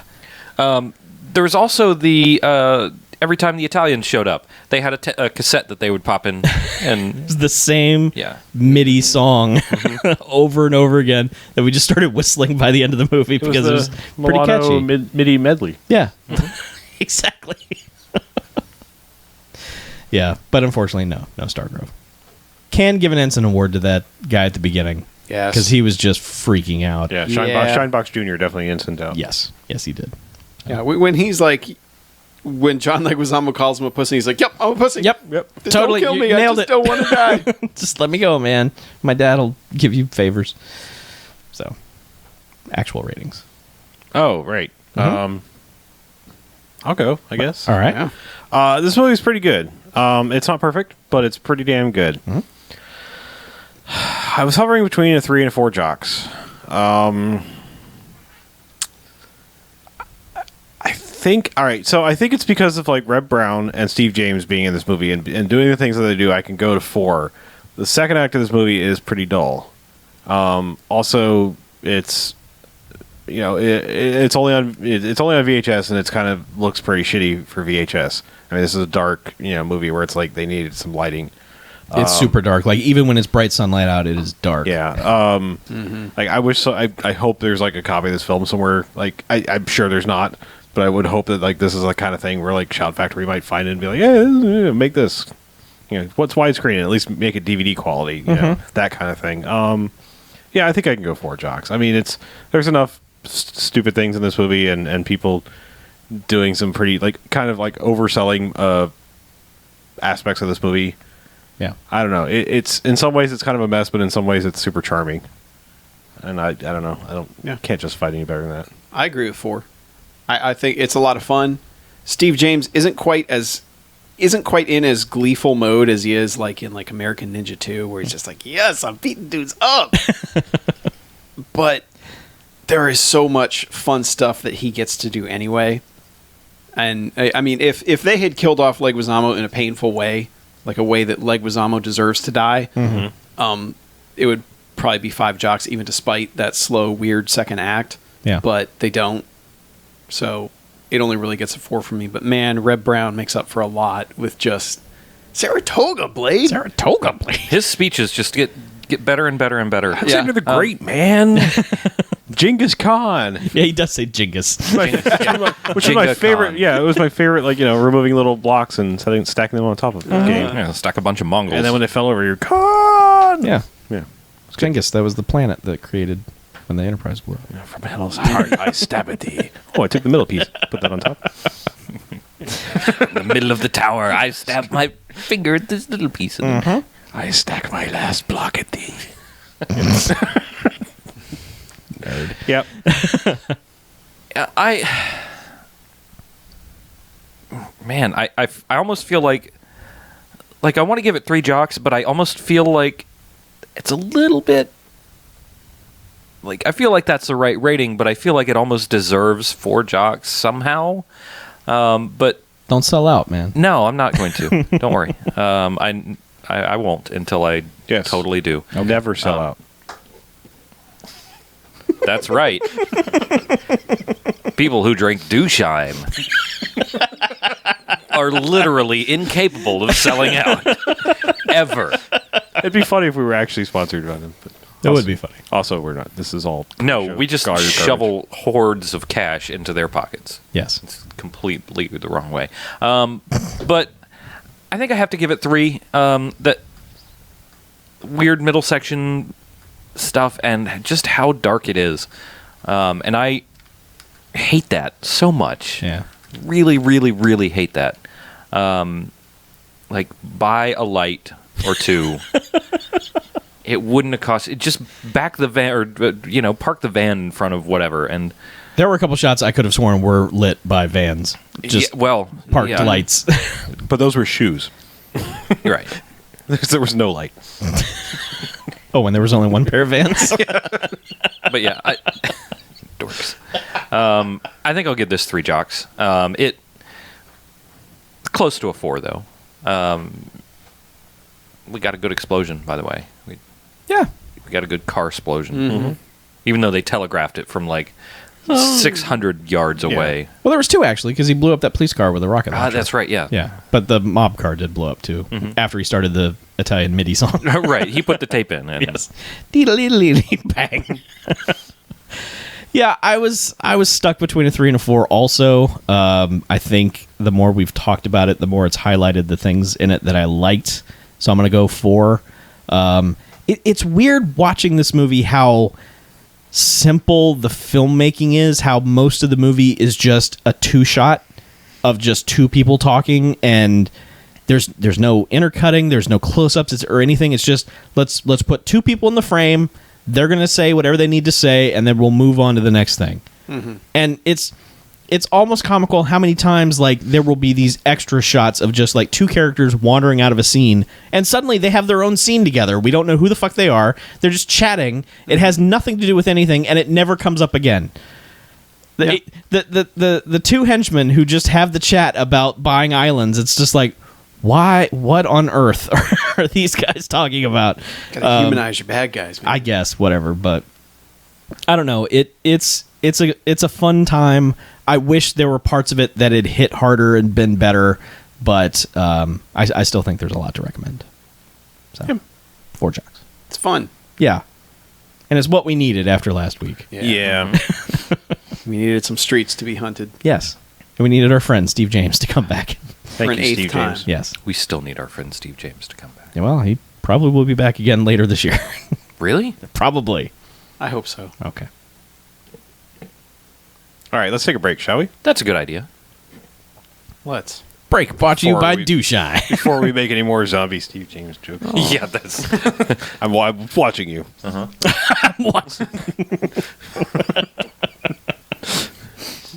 Steezus. Aw. Roll back that rock. Bring out. Jesus. So, do you people have movies? You people. What the fuck, man? White people. What'd you think I meant? Oh, us white people. Yes. Yeah. Us white people have all the movies. I know that you want to read all the emails, so I will refrain from talking about movies. I saw the Ultron. Okay. Okay. What about you? I mean, do you two want to talk about Angry Maxwell or We haven't seen it yet. Angry well the Maxwell. old ones? I you talked both about watch them them? already. Okay. All right, we'll save it for next week then. Wrap it into talk of the new one. Okay. Like 8, 9, 10, 11, 13. 15. We haven't done it in 3 weeks, 20. so Yeah. multiple voicemails. Of course, one from John Oddity that went over 3 minutes because Woo! that guy likes to talk. Can I talk about the other Andrew Dice Clay movie I watched? Nope. Oh. Next week. That's how much you wasted your time, Chuck. Man. Talk about it on your own podcast. All right, 1, I'll talk about it during the break. Patreon content. 3. So I watched a movie called No Contest, which stars Andrew Dice Clay when he had dropped the dice from his name. He was Andrew Clay. See, he should call himself Drew Clay. Drew Clay? Drew Clay! See, it rolls off the tongue, It doesn't does, yeah. Well, so this movie is Die Hard. It's flat out Die Hard. And it does have Roddy Piper in it, so that's pretty good. But it's a huge Die Hard knockoff, and it doesn't even shy away from it. No, So it's not very good. I didn't think it would be. It had potential because it had people in it. Yeah, but it's we've already no more Clay, I know. no more Dice Man. I understand. He wasn't the Dice Man in this. He got a lifetime ban. I know. He did. He's yes. like the Pete Rose of the BMFcast. Yes. We're like banned from MTV and the BAMFcast. Yes. The only good thing about that, technically, is that because he's playing the villain, you know he's going to die at the end. Oh, yeah, you got a point. And he does. Yeah, you got a point there. Yeah. I like Killed by Robert DeVee. man. Yep. Does he light him on fire while fighting him behind an oil tanker? No, he pushes him off an elevator. Oh, Falls to his death. oh, he doesn't. He doesn't fall off the side of the building. No. He falls in the middle of the courtyard Go. of the building. No. No. No. So, yeah. Stars Shannon Tweed, Oh, good. wife Well then. of Gene Simmons, Yeah. and model. Model citizen. No, model actress. Oh. Yeah. All right. She plays a kickboxer. Yeah. Not well. Of course not. So. Man, I haven't watched anything. I watch BMFcast movies. Yeah. I show up once a week. And I'm like, all right, what are we watching? And that's about it. Yeah. Just because we did like when we're home, we're watching Breaking Bad at this point. Yeah. We're watching a lot of TV too. Yeah. So. I did watch that Canon documentary. Oh yeah, Electric Boogaloo. Yeah. Or whatever it's called. Yeah. Didn't you talk about it last week? I could have sworn No. you did. No, I talked Okay. about it to you. But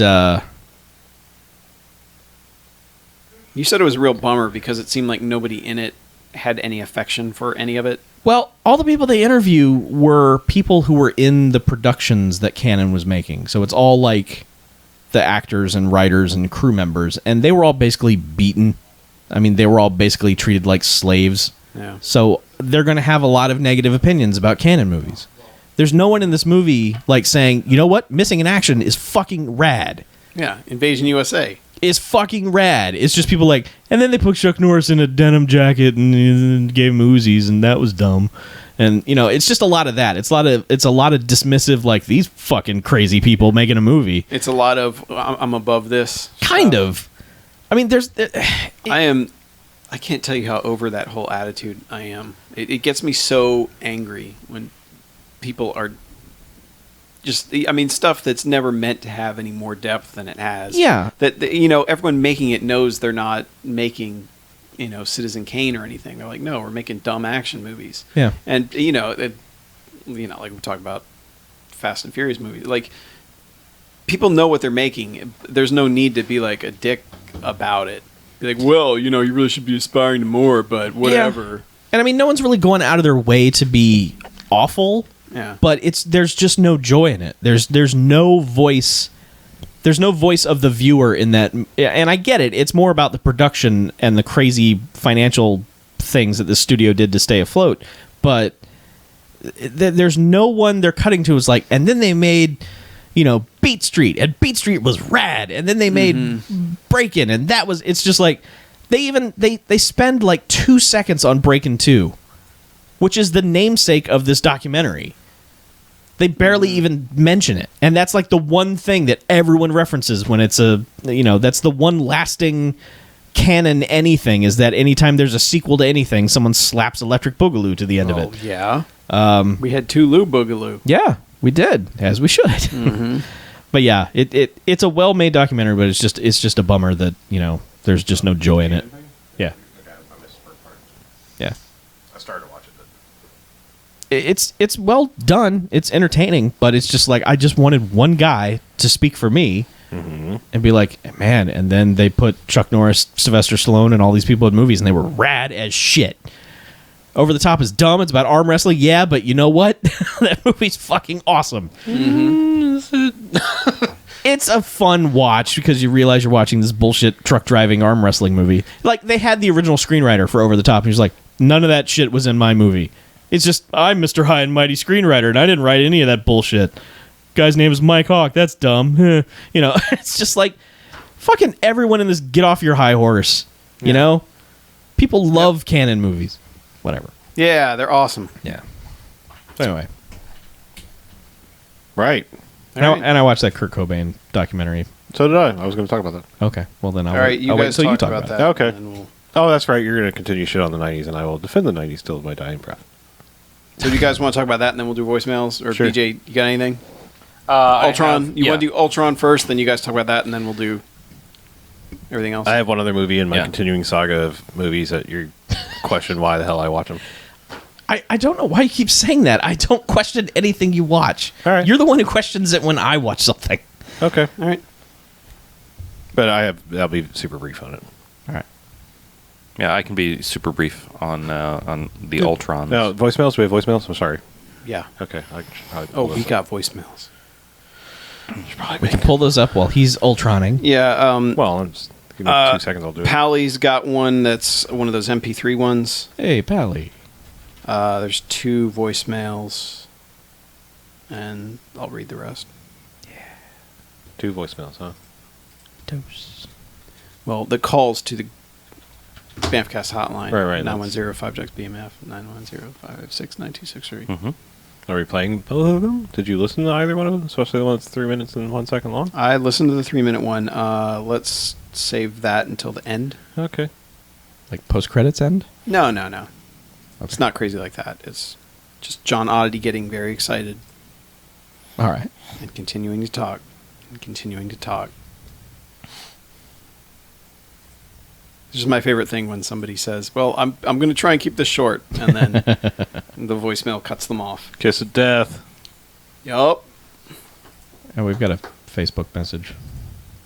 Yeah. Okay. I haven't sent anything to that, Okay.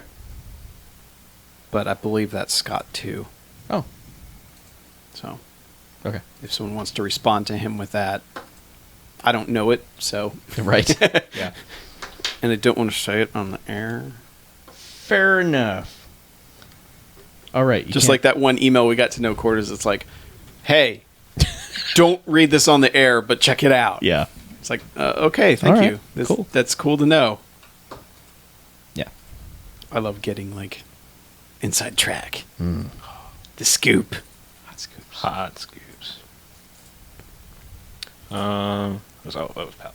Okay. Everyone see our hot Facebook photos? What? On No The Quarters. no quarters one? Yeah. We have hot photos. Where did Yeah. those Who go? are they of? Winning the tournament. The guy who was walking around with a camera at the tournament How? apparently loved you. He took your picture every time he saw you. Yeah. Look I at am him. BEA beautiful. He's got a flowing mane on the front He of his does. face. Yeah. Yeah. You ain't lying. But I am. Roar. Summer 2015. Roar. I recognize like the photo of me. I hope that guy's not. There's no way that guy's listening to the podcast. This one. What guy? Well, That fucking guy. the picture of me playing the shooty game. Yeah. If you look, you will see the face of like thinly veiled irritation. Oh yeah, you were not happy. Yeah. You were not happy in that picture of Shooty Guy. So, like, I'd actually wanted to play that game by myself and like kind of challenge Right. myself. And if somebody plays with you, they can, totally mess up your game. And it's not that big of a deal. Yeah. But I'd had a couple drinks, and I'm like, I'm gonna go fuck this game up. And I was doing really well for like 5 minutes, and this guy just pops up like, "Hey, can I play?" I'm like, "Yeah, okay." Did you tell him to go away because you're playing with yourself? No, Should've. no, I didn't. I should have. Go away, Peyton. You could totally see your mild irritation. And so he starts playing, and he's just like spazzy, ridiculous. Like, he's not the other guy that irritates us at these shows, but he's just like spazzing out and just not paying attention to what he's supposed to do. And I'm like, Messed up your score, didn't he? he messed up my experience. Okay. It was less the score and more the experience. Understandable. So if you want to see me irritated, go look at the No Quarters Facebook photos. Cool. That's my irritated face. You also looked irritated playing Tapper. That was concentration. Okay. That was the tournament. Yeah. Oh, there was a Tapper tournament? Yeah. Well, there was a classic arcade tournament. We could have won Maple Street biscuits. I did. He won by default. Oh well, you didn't win Some shit. foreigners You were won it. gifted shit. I won by living in the town we live in. Wait, what? Yeah. That's the only time you win. So wait, I won a tournament and you won a tournament? I didn't win. No. Oh. He won. He came in third place. You won a third prize, Right. so you won. I got a koozie. You did. Someone gifted him third prize. Yeah, the guy who won third place in the arcade tournament came out like later that night, and he's like, "Hey, does anybody actually live here?" And I'm like, well, "I do." You need something? He's like, "Here, we don't live anywhere near here, so here's this." And it was the Bye, Chuck. $20 gift certificate to Maple Street Biscuits, Sweet. which I used this past weekend. Oh, you son of a bitch! Why were we all live here? Why didn't you invite us? We should have all shared in that glorious biscuit. I wanted biscuits. It was given to me, not you guys. Oh, I see how it is. I see. Yeah, All right. yeah, okay. I won that by proxy. Right. Yeah, you won it. I won by raising my hand first. Yeah, you won it. live here. You won it. Yeah. I'll take you to my house. I shared it with my girlfriend Sure you because did. she has better boobs than all of you. Opinions. Agree to disagree. No, I do not agree to that. No, you Okay. need to agree to disagree. No, you're right. Yeah. Fine. Whatever. But mine are real and they're spectacular. Somebody clap so I can push this button.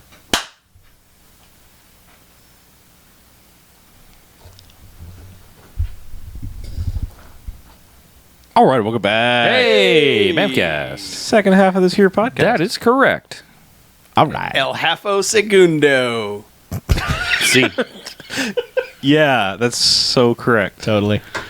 Movies. I think we saw some. BJ? Yeah. You We saw- did. You saw a big movie. Rapid fire. I did. Yeah. I saw Vengers, The Aging of Ultron. Uh-huh. What'd you think? It was an Avengers movie. It totally was. You are correct, sir. I do. Uh-oh. I internet hate it. Yep. All right. Then. I thought it was fairly good. I did not think it was as good as the first Avengers movie. I felt like it glossed over characters.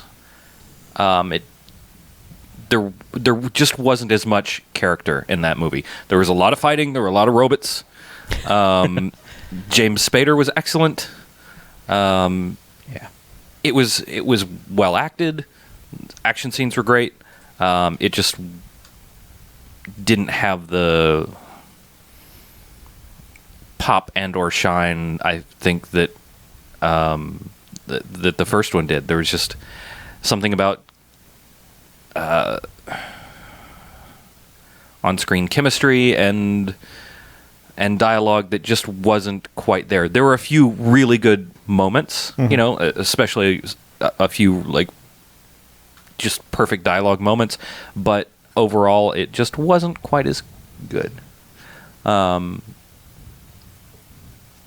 liked it though, I didn't. It's not Chuck Fine, but I internet hate it. So These are such weird distinctions. people now. will know what we mean. Okay. We've got our own rating scale of Right. from Chuck Fine to internet hate. Right. To actually loving. You're right. Chuck Fine, internet hate, golden jocks.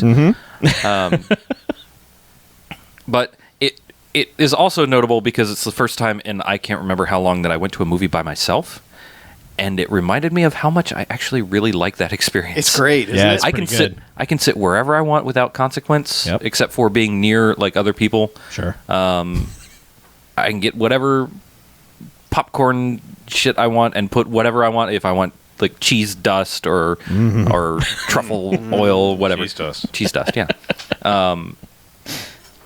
Whatever We call option. it chust. Just, yeah. Whatever options I want. It's like when you finally order a pizza by yourself and you're like, what do I order? Yeah. How do I like my pizza? It's the personal pan pizza of movie going experience. It is, and it's actually really, really, really enjoyable. And I went to our like small-ish local theater, which is not the best place to see a big ass action movie. Yeah. But as far as like comfort and convenience and popcorn quality, it's way up there. Well, as long as the popcorn quality. Oh, the get popcorn beer. quality is very good there. Yeah, And you can get beer. You can. So You can. Is it gourmet? The Popcorn. You can. You can put truffle oil Yeah. on it. All right. They have like a toppings bar. Yeah. You can A You can get all the toppings fixins you want. Fix- bar. Oh, I love yeah. some good fixins. Fixins. Yeah, all the fucking fixins you want, Chuck. Well, I'm gonna go get me some fixins. Fixins. all right. But yeah. Yeah. It's a really nice experience. So I think I have a plan for going to see movies Okay. now. But there you go. Yeah. That's Go a good plan. Yeah. by myself on Sunday early afternoons. Yeah, and that is the plan. See all the movies. Cool. That is a good plan. That sounds great. And they're showing Roar, by the way. They're showing Roar now that we've Roar. popularized it. Yes, you're welcome. For the masses. Yes. You're welcome, world. Where is our royalty check about Roar? We I don't told you. know. Our royalties. It went to that Royalty. dude in California Which guy? because the guy whose address was at the end of the movie. Like, Oh, if, that guy. if Oh, you see that's anyone right. displaying this movie, Yeah. send me Yeah. a mail to guy in California. It's a pretty broad address. Yeah, well, it was. There was no like anything. like a it was city. Yeah. It's like Frank, Petaluma, California. Ask anybody, they can tell you. Yeah. Oh, that guy, the guy with the fucking Frank? lions. Oh, Jesus Christ. Stay the hell away from over there. For God's sake. Yeah. But Joe that lives in Culver City, that's so weird. Anyway, I saw a movie. I think we saw a movie. Let's talk about that first. Okay. Oh, fuck it. No, I'm going to do one quick one. I'm going to do the movie that made, again, continuing on my line of movies that you might shake your head of, like, why did you even watch that? Pretty much any movie that gets big enough that, like, people talk about it, I was like, all right, fine, I'll watch it. What the hell do I have to lose? I watched bullshit 50 Shades of Grey. Oh, yeah? Yeah. Is it called bullshit? 50 Shades of Grey? No, yes, it was the not quite mockumentary Not another 50 yeah. Shades of Grey. porn parody, Okay. teen movie thing. All right. Not another 50 Shades of Grey. How was it? All right, so there's two sides of the camp of this. There's the people that freak out because, oh no, it's a sex movie, and then there's the people that freak out because there are people that are freaking out because it's a sex movie. Really, the ultimate thing is like, you just get off your damn high horses and just like judge it as a movie. And as a story, that story's just fucking stupid. I mean, like, the thing is, like, don't get morally outraged at a movie. Just get off your high horse because, like, it's a dumb story or whatever. You know? Get mad because it sucks. Yeah. Hate it Not for the right hate it for the right reason. And the thing like is, Twilight. It's not like right. You know, it's not because it's worshiping the devil or whatever, or Mormon fan fiction or whatever things we've talked about it. Like Mormonfanfiction.tumblr.com. So no, the thing That's got to be a real. I'm sick and tired of movies like, all right, it's a romantic comedy without romance or comedy. It has all the tropes of that because you have a guy who says, I am away, I do this thing. And the girl's like, that's a weird thing. I don't really agree with that, but I'm madly in love with you. And I'm going to try to change you. And the guy just goes, I am this way. I'm going to stay this way. I don't know. I'm going to change you. And then the movie's over because there's more books. Yeah, and it's 2 hours of that. Sweet. So it's like I said, that's my summary. It's a romantic comedy without romance or comedy. Sounds pretty good. Yep, and all the tropes therein. I'm not picking man, women, Venus, Mars bullshit sides. I'm just like, when two people are very diametrically different, it's probably not going to work out. That's usually true. Yeah. How was the sexy time? Whatever. You have the internet, so it doesn't really matter. Yeah, pretty much. I mean, Okay. whatever. It just doesn't do it Yeah. for you. Yeah. All right. Yeah. I mean, I saw the Star Wars daughter naked. Oh, that's right. Yeah. There you go. There's your roar connection. Yeah. There you go. Bring it all back around again. All right. So I don't know. I just whatever. Don't give a shit. It's dumb, but for not the reasons everyone's freaking out about it. For. Yeah. Okay. Hate it for the right reasons. Yeah. Yeah, because it's Twilight fanfic. Whatever. Yeah. So anything it's else? too damn long. Anything Yeah, we else? watched another movie. We watched. I think Chuck and I both watched Montage of Heck. Yes. Yeah, I saw that. All That's right. the Kurt Cobain movie. It sure is. Why is it called Montage of Heck? Because that was the name of one of his mixtapes. Yeah, he made some weird little mixtape experimental things that I don't think he ever planned for anybody to see or hear or whatever. So he wasn't on a street corner going, "This mixtape is fire!" Right. No, it Oh. was not. So tell us how much you hated that documentary, Chuck. Because apparently you're not keeping it very close to the vest there. No, it's a well-produced documentary about a subject I give no shits about. And you watched it? Yeah, I did. Okay. It's no Quiet Riot. HBO documentaries are always well produced, and generally 9 times out of 10 I will watch them because I'm interested in learning about things I didn't know much about. Like a couple weeks before it, they had a 4-hour Sinatra documentary, and it was fantastic. But It's only an HBO documentary in that they picked up the rights to distribute. I know, but Yeah. I'm just saying, Okay. usually they're pretty spot on with what I'm interested in as far as documentary material. I was never a part of the grunge movement. Like, it somehow missed me. So I don't have any nostalgia or affection for Nirvana. I mean, there are songs that they produced that I liked, but this does not give me any special insight or lend to any admiration for this guy who, like, desperately wanted to be famous to get out of his shithole town, and then the second he got famous was just like, fuck everything. Can't stand any of this. And then shacked up with Courtney Love, and the two of them made 100 million hours of the most unwatchable videos you've ever seen, Sweet. with some mystery person hanging out in their house filming them all the time. And you will get to see some of that in this. So why do you think that took so long for this to come out? If they had all this footage for years. It's not just the footage. They've animated a lot. It's kind of invasive in a way that makes me uncomfortable into his doodlings and shit in notebooks ever since he was a child. And by the way, that kid was doomed from the start. Like, this documentary paints a picture of he was a happy kid and he was a little too excited, so we put him on Ritalin, and then he was all fucked up. And like that, I mean, you just see this adorable little kid, and you can like see the moment where it's just like, oh man, they fucked up that kid. No wonder. So it took a while because they had to animate a lot of the stuff that he had doodled, and they do a lot of kind of weird recreations of audio recordings and stuff like that. It's amazingly well produced for what it's doing. So, What did you think, Harlow?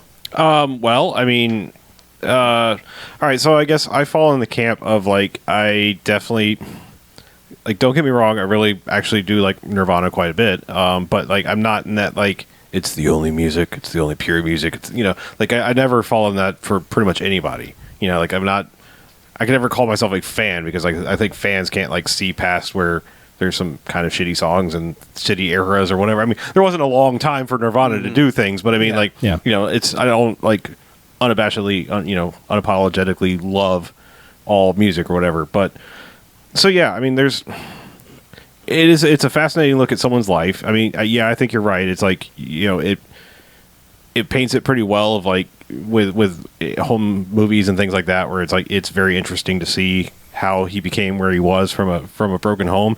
But it's strange because like I know it was part people saying it, but I think it was also part things I was seeing that I never knew about him, where I actually came to feel it like maybe he really was kind of a genius, like not like in not like, oh, he's such a genius, like actually a genius level intellect who just happened to get hooked to drugs. He was a creative genius. Yeah. He was always creating something. Yeah. He had to be doodling or writing or something. And I mean that like the literal, like I think the guy might have been a genius level intellect who just happened to get hooked up with painkillers. Yeah. You know, kind of thing, be it whatever they were. So it's like I don't think I ever really got that. I think people were like, oh my God, he's a god, because, you know, it's the Jim Morrison thing. Like, he's so deep and you just don't get him. And, you know, I don't necessarily subscribe to that either. But it's because you're not deep enough and you don't get him. Right, probably. But, yeah, I mean, it turns out it was just like... You're a negative creep. Huh? I really like the documentary. I mean, it gets really uncomfortable at points and times. Like, you're right. I mean, like... I like that it doesn't dwell on... I mean, it dwells on the bad parts of his life, obviously, because that's almost the second he got famous. You know, it started turning kind of to shit. But it's like it's weird because they never talked to Dave Grohl. Yeah, that was weird. Which, I mean, you know, apparently he and Courtney Love absolutely fucking hate each other.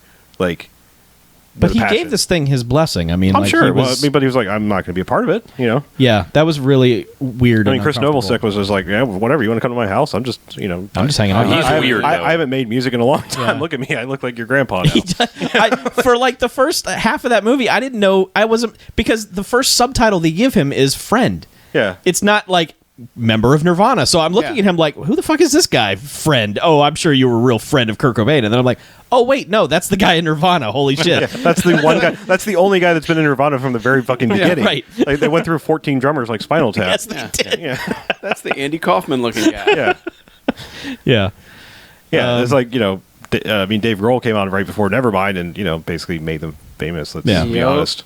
I mean, there is some like archive footage of him, but yeah, he's in it. I mean, like they just don't actually talk to him like now. Yeah, you know, like there's none of that. But they're like interviewing really Courtney Love now, and it's like, oh, okay, I don't know. Oh man, you know, I mean, it's just like, you know, whatever weird. They don't get into like conspiracy theories or anything like that, and it's like it basically ends with like the MTV Unplugged thing, and it's just like, okay, yeah, like 2 months later, he's dead, and it's like documentary over now. Yeah, there's no like, recollections. Yeah, it's just like, it's not like we don't cover post his death. It's just like we don't get a Paul Walker sign off. It's the Animal House like text on the screen. After this, it happened. Boom, credits. You know, like that. If you want to see things about that, there's plenty of other things you can watch about that. Yeah, recommended for a fan. If you're a fan, yes, absolutely. I think you have to see this. I mean, you know, have to. Yeah, I mean, does it feel like there's an agenda? No, not at all. No, it's just. It's so much just here's things that he drew and wrote down, and we animated them. Yeah, I mean, if you're even remotely a fan, yes, I think you have to watch it. I mean, it's just like you're gonna get that weird. It's weird because like you get that Yoko Ono vibe, and they mention it several times. I mean, of like she kind of came in and changed his entire way of being and like really kind of helped his heroin addiction, sort of, amped it up. I think I believe so. Yes, and it's like relationships change people.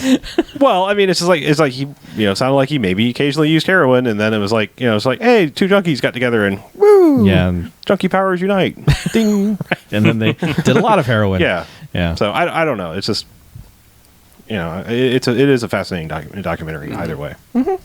I agree with that. The animated bits were really interesting and pretty cool.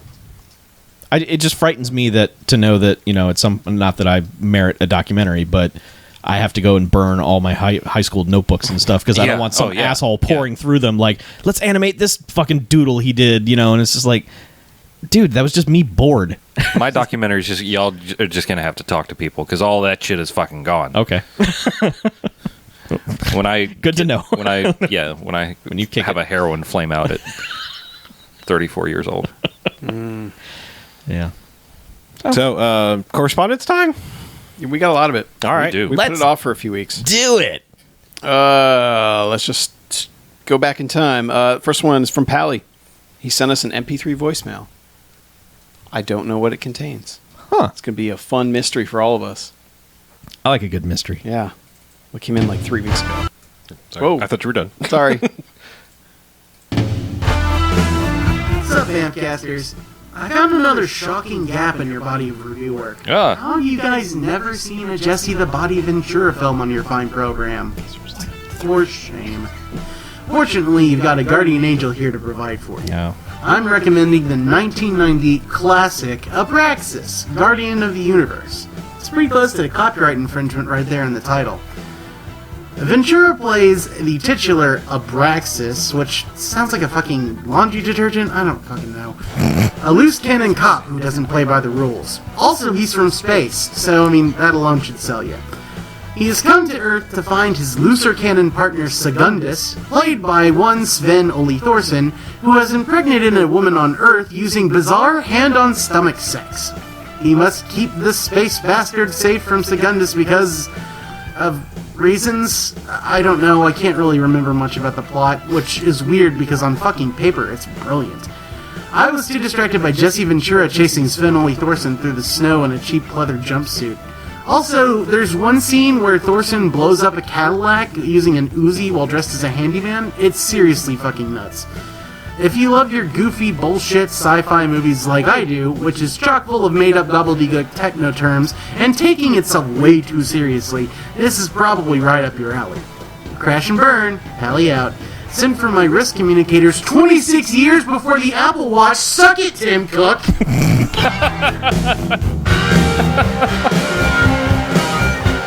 Poor Tim Cook. Oh, shit. Oh, did we get a Japan Damn. at the end? I thought... Yeah, some Sinistar at the end. Yeah. Yeah, Abraxas. Yeah. Everything about that is awesome. That movie's kind of public domain. Kind of public domain. It is kind of public domain. Like, the rights immediately went to public domain. And, like, I know Riff Tracks has covered it. And Yeah, there are other shows where that's actually kind of one of their signature episodes. yeah. Of We Hate Movies. So that's Okay. kind of the only reason I'd avoid it, because I don't think we're going to cover it any better than they did in that episode. It's kind of painful. I mean, it's goofy, but it's so low budget, and there's not a good transfer of it out there because it's public domain. Mm-hmm. Yeah, I don't know. But yeah, I mean, it's not like there's a bunch of Jesse Ventura to choose from out there. We're certainly not going to do fucking Predator. Or No. he was in Commando too, right? He was in Running Man. Running Man, that's what I mean. Yeah. Yeah. But he just pops up in Didn't his he later have some, career. like some stupid like babysitting movie or some shit like that? Probably. But Did he do that too? Is that just a I thing? think all the wrestlers have done a stupid. his like babysitting movie. starring roles were basically Abraxas. Like, co-starred Predator, bit role in The Running Man, bit role in like Batman and Robin. But I mean, God, Batman! I fucking forgot about that. where he's just like guard number 2. It's like, Yeah. oh look, Jesse Ventura's in this. His run did not last very Yeah, long. if we really wanted to watch Jose Chung's From Outer Space, we could do Yeah, that. that one's all right. Yeah, I don't know. Is that an X-Files episode? Yes. Yes. He was in Major League 2. Was he? Apparently. What? I don't know. I don't remember that at all. I think he was in Major League 2 as Jesse Ventura. But yeah, but I don't know. Abraxas, Demolition Man. it could happen. Was he in Demolition Man? Apparently so. Okay. I don't know. I'm just, you can't really say how come you haven't done a Jesse Ventura movie because there's 2. So Yeah. I don't know. I didn't That's know a we good were. point. I didn't know we were going to shoot this down. Yeah, now I'm all sad. it's okay. Aw. You can watch it. It's free everywhere. We'll wait a little bit more time. Okay. All right. Or we'll revisit that. All right. It'll definitely be on the list. Okay. Let's put it that way. Yeah. All right. We'll add it to the list. Thanks, Pally. All right. Ben H., who claims himself to be our most trusted news source, Really? has suggested Exterminators of the Year 3000 that came across, which he was searching for Road Warrior. He thinks it might be BMFcast worthy. I discussed this with you, Chuck. Yeah. Exterminators of the Year 3000. Yes. He does say, God bless Italian apocalypse cinema of the 80s. Yeah. However, It came out on Blu-ray recently. I popped it in because I knew it was probably going to be a while before we even got to it, so I was kind of pre-screening it. mm-hmm. It's got a couple moments, but it's super low budget. And, like, if you asked me, I would say it's less entertaining than The Bronx Warriors. No. I mean, why bother? Yeah. I mean, there's so much Italian apocalypse cinema out there that there's going to be stuff better than that. So, No. I didn't even keep the Blu-ray. I was just like, this is this is not what we want. Oh. Yeah. And while we're on that, I'll mention German. I don't know if it's German. You're mentioning Spelled German. Gomez. Sent us. Probably. You don't even need to look. BJ's looking at it like, well, maybe it's spelled like German. So I guess, but he recommended like anything you say. Is German a man's or woman's name? I don't even know. But either This way, person. German has sent us like a list of 30 titles. Said, hey, I've just started listening. I've hardly caught up, but I may be listening to some repeats. But here's a whole bunch of movies, right, as recommendations. Some of which we've done. Like, where'd it go? Crap. A couple you've covered, Chuck. Yeah. But also Invasion USA was in there, which I think is episode 85. You'll get there. Spice World, which is in the 40s or so. We did that. It's actually one of our better early episodes. A few others. Fucking but, Spice fucking girls. yeah, fucking Spice Girls. Yep. And, of course, ones like Howard the Duck Yeah. is in there, which we haven't done. Lawnmower Man. Somehow never did that one either. Chuck's love of CG would make Lawnmower Man a good one to cover, right? I think it's too long. I think that movie's pretty long. And then there's other ones like The Running Man, where it's like, no, you don't no. get to say that is a BMFcast movie. I'm sorry. No, sorry. Get the fuck out. Doors over there. Get out. Nah. Right. Although No, it has but- Jesse Ventura, so I guess if two Yeah. people are saying we should do it. Yeah. I know. Thank you for all the recommendations, German. I will just say that quite a few of those were already on the list, and we jump around, and a lot of them are more well known stuff. But the thing is, we're always trying to find like new stuff, generally speaking. Yeah. Like stuff other people haven't covered to death and Yeah. all that, which is kind of why Howard the Duck's just never happened, because it's like I think we might be the only bad movie podcast that hasn't covered Howard the Duck yet. So That movie's probably gotten its. At Yeah. this point, I think it's probably Yeah, been through and, the ringer. And like Ghost Dad, Harlow will not let us watch Ghost Dad. No. Or wait, no, it's Leonard Part 6 that you won't let us watch. Both. Okay. Ghost Part 6. The I mean, Leonard I wouldn't have Dad. let Leonard Part 6 happen 6 months ago. I definitely won't let it happen now. I've been vindicated by the world at this point, really. Yeah, it's right, yeah, that's gonna be tough. Yeah. All right. Yep. Moving on. You want to play some voicemail?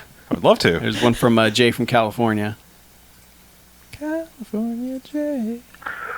Hey guys, this is Jay from California, and I just got out of the theater after seeing Ex Machina, and holy shit, that movie just fucks my mind. I don't want to go into spoilers, But man, if you have not seen it, go see it, but just don't know anything about it. That's probably the best way to handle it. Like, I kind of know a few things about it. Like, I had a Facebook friend of mine put up the movie group, Megan. She was kind of like me, like, holy shit, go see this movie. It's fucking crazy. And it starts off kind of slow, so I mean, you're going to have to stick with it. But, like the ending, like, fuck me, that ending. God, I want somebody to go see this so I can talk to them about it. So, see it. And then have a spoiler discussion about it, because God damn it, I want to talk about it. Okay, bye. I love those types of movies yeah. where it's like you watch it and you're like, nobody else has seen this. Somebody, you're like force feeding it to people just so that you can talk about it with somebody. Yep. That movie's getting good buzz. Yeah. And Harley, you have not seen that yet, right? Even though it's by a guy you really like. No, I'm not. Okay. Maybe I need to do BJ's go to the movie theater by myself and get my own kind of popcorn Yeah. trip. Yeah. Fuck yeah. Get yourself a big old silver bowl of popcorn. Yeah. Well, Jam out. it's probably not playing there, but yeah. It is. Oh, okay. Yeah. Watch yourself a robot lady. I like robot ladies. Yeah. Yeah. That's what I'm talking about. Robot Yeah. ladies. It is what you're talking about. Yeah, we were just talking about it. We were, weren't we? All right, then. Next up is Josh from Charlotte, who says, "Hello, voices in my head. Hey. It's been a while. Hey. I tried to reach out to you, but I found my fingers too large to fit my ear. Oh. I attempted to utilize a proxy via a long and slim screwdriver, but all I got from my trouble was temporary loss of consciousness and the taste of butterscotch in my mouth for 3 days. Mm-hmm. But enough about interactive pleasant. hallucinations. I have a serious quandary for your consideration. While listening to episode 270, I started thinking about what kind of odd music I've listened to over the years. Things that may or may not be quite in taste, as it were. It was then that it came to me. Did my father ever really love me?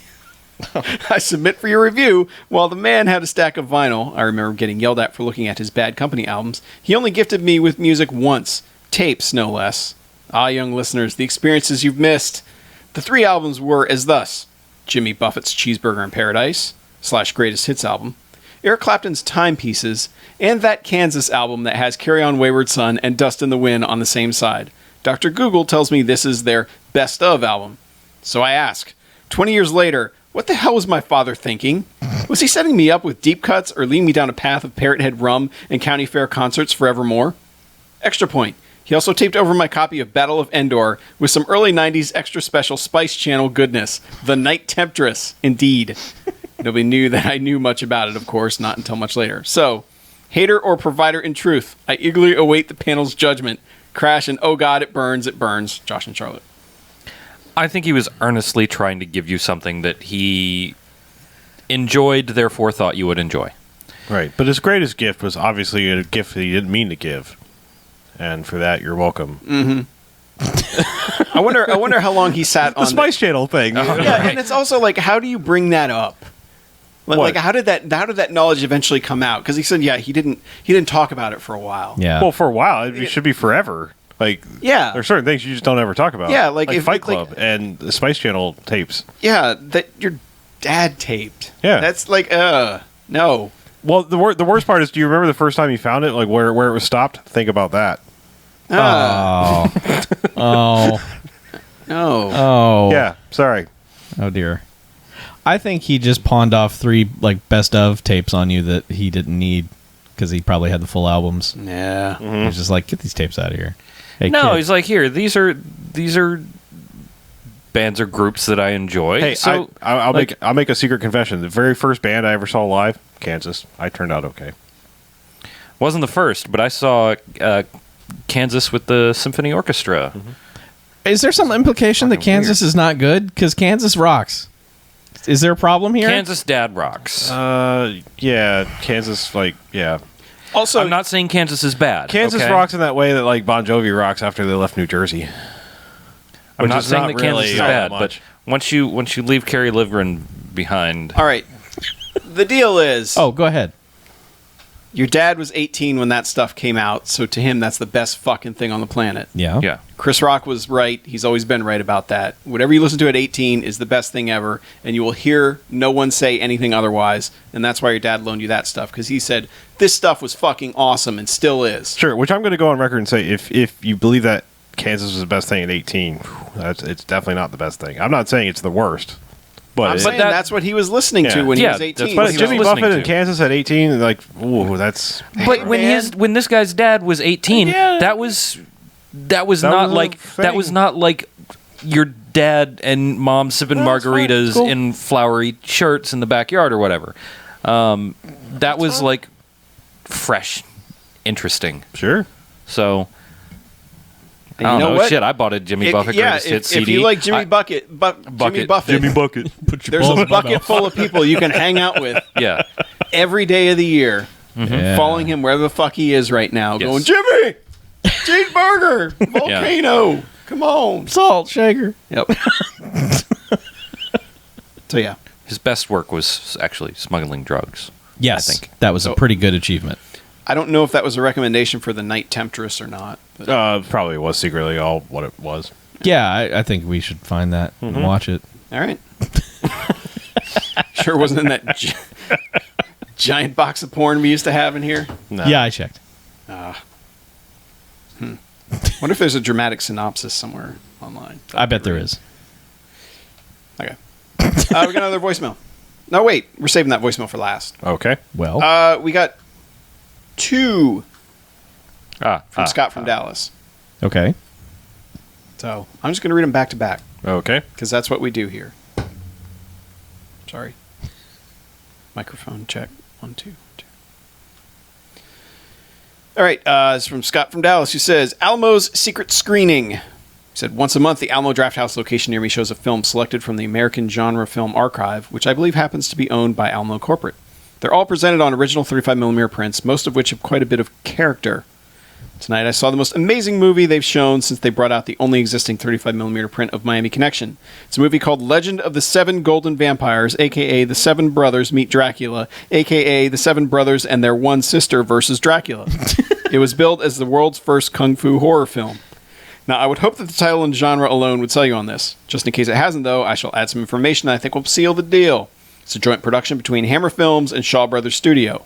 For those in the audience who don't know, Hammer Films released a lot of good-ass horror movies, many of which feature Christopher Lee as Dracula. He was originally meant to play Dracula in this film, but unfortunately someone let him read the script beforehand. The Shaw Brothers were basically the kung fu movie makers, and they made every single movie that the Wu-Tang Clan has ever sampled in their music. This was the Western masters of horror teaming up with the Eastern masters of martial arts.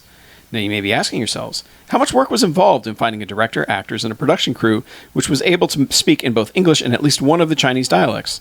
Well, the answer to that was absolutely none. They had one director for the British actors and one director for the Chinese actors. They also had separate production crews, and only a few of the Chinese actors knew any English. Yet despite all this, somehow the movie kind of works. Hammer took care of the plot, Shaw took care of the action, and a horrible confusion created some hilarious practical effects. And because of some cultural differences causing different ideas of what a vampire is, well, look, I'll just say sometimes the vampires walk and sometimes they hop. You know how it is. I would definitely recommend this if you are ever in the mood for a laid-back movie with no pretensions, a cheesy gothic horror plot, and old-school martial arts action. It's good fun. Oh, and one thing I almost forgot. Peter Cushing is in it as Van Helsing. It's his last performance as the character, and boy, what a send-off. Wow. That was when I had trouble when I made my the 100 best martial arts movies. What was it, Paste? Yeah. Or whatever. When I was finding videos for all of them, that was a tough one to track down because it goes by like 10 different names. Yeah. And it's frustrating too. Like with and he said, I talked to him about it on Twitter a little bit after he mentioned that it was that movie. I was like, holy shit, are they going to re-release it? And he's like, no, because it was kind of one of those screenings where they go, yeah, we're showing this. Don't kind of make a big deal about it and tell people because we probably shouldn't be showing this. Yeah. And the problem with so many of these damn martial arts movies is like shitty subtitles or, shitty dubs or just shitty transfers in general. Yeah. And so many of them will have like, here's the Korean subtitles on top of the Chinese subtitles, on top of the English subtitles that are like, Google Translate things. So, but yeah, that movie sounds awesome. Yeah, it sounds pretty good. As far as that stuff goes. I'd watch it. Me too. I've seen a version on YouTube that's terrible. That's about it. Well, all right. Apparently, it's really hard to find a good copy of it, so it's frustrating that there's some out there. But Well, now we have some people will go looking for it. It wasn't on that Shaw Brothers restored page of. I don't believe so. Okay.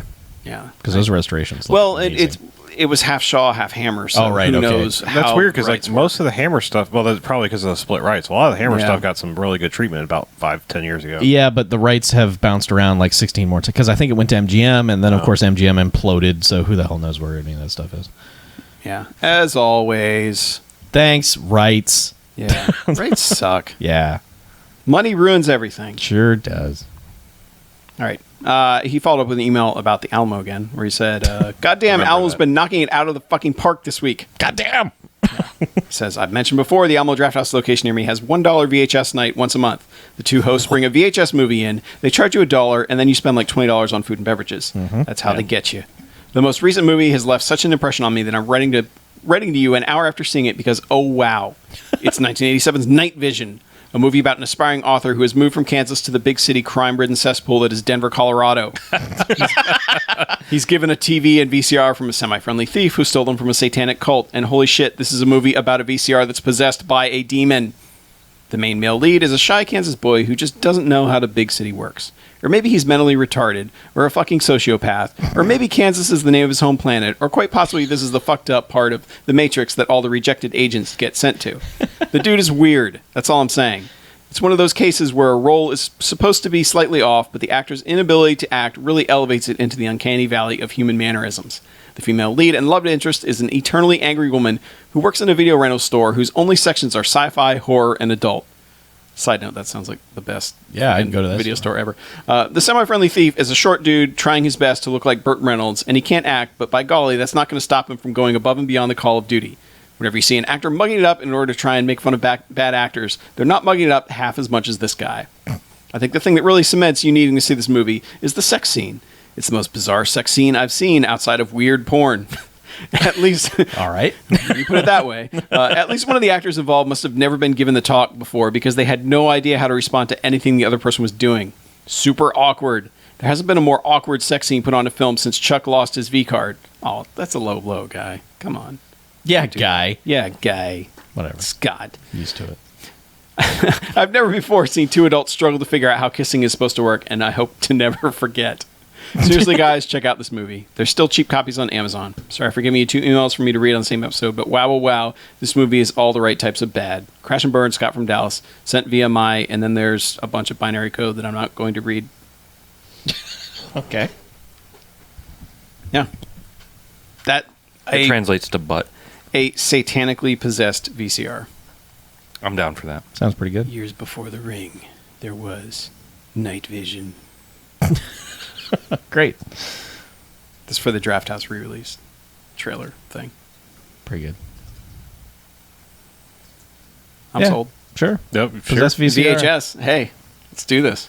I'd love nothing better than the fact that ghosts just hung out forever waiting for technology to be invented so they could haunt it. I know. Like, what the fuck were they doing until there were telephone lines and...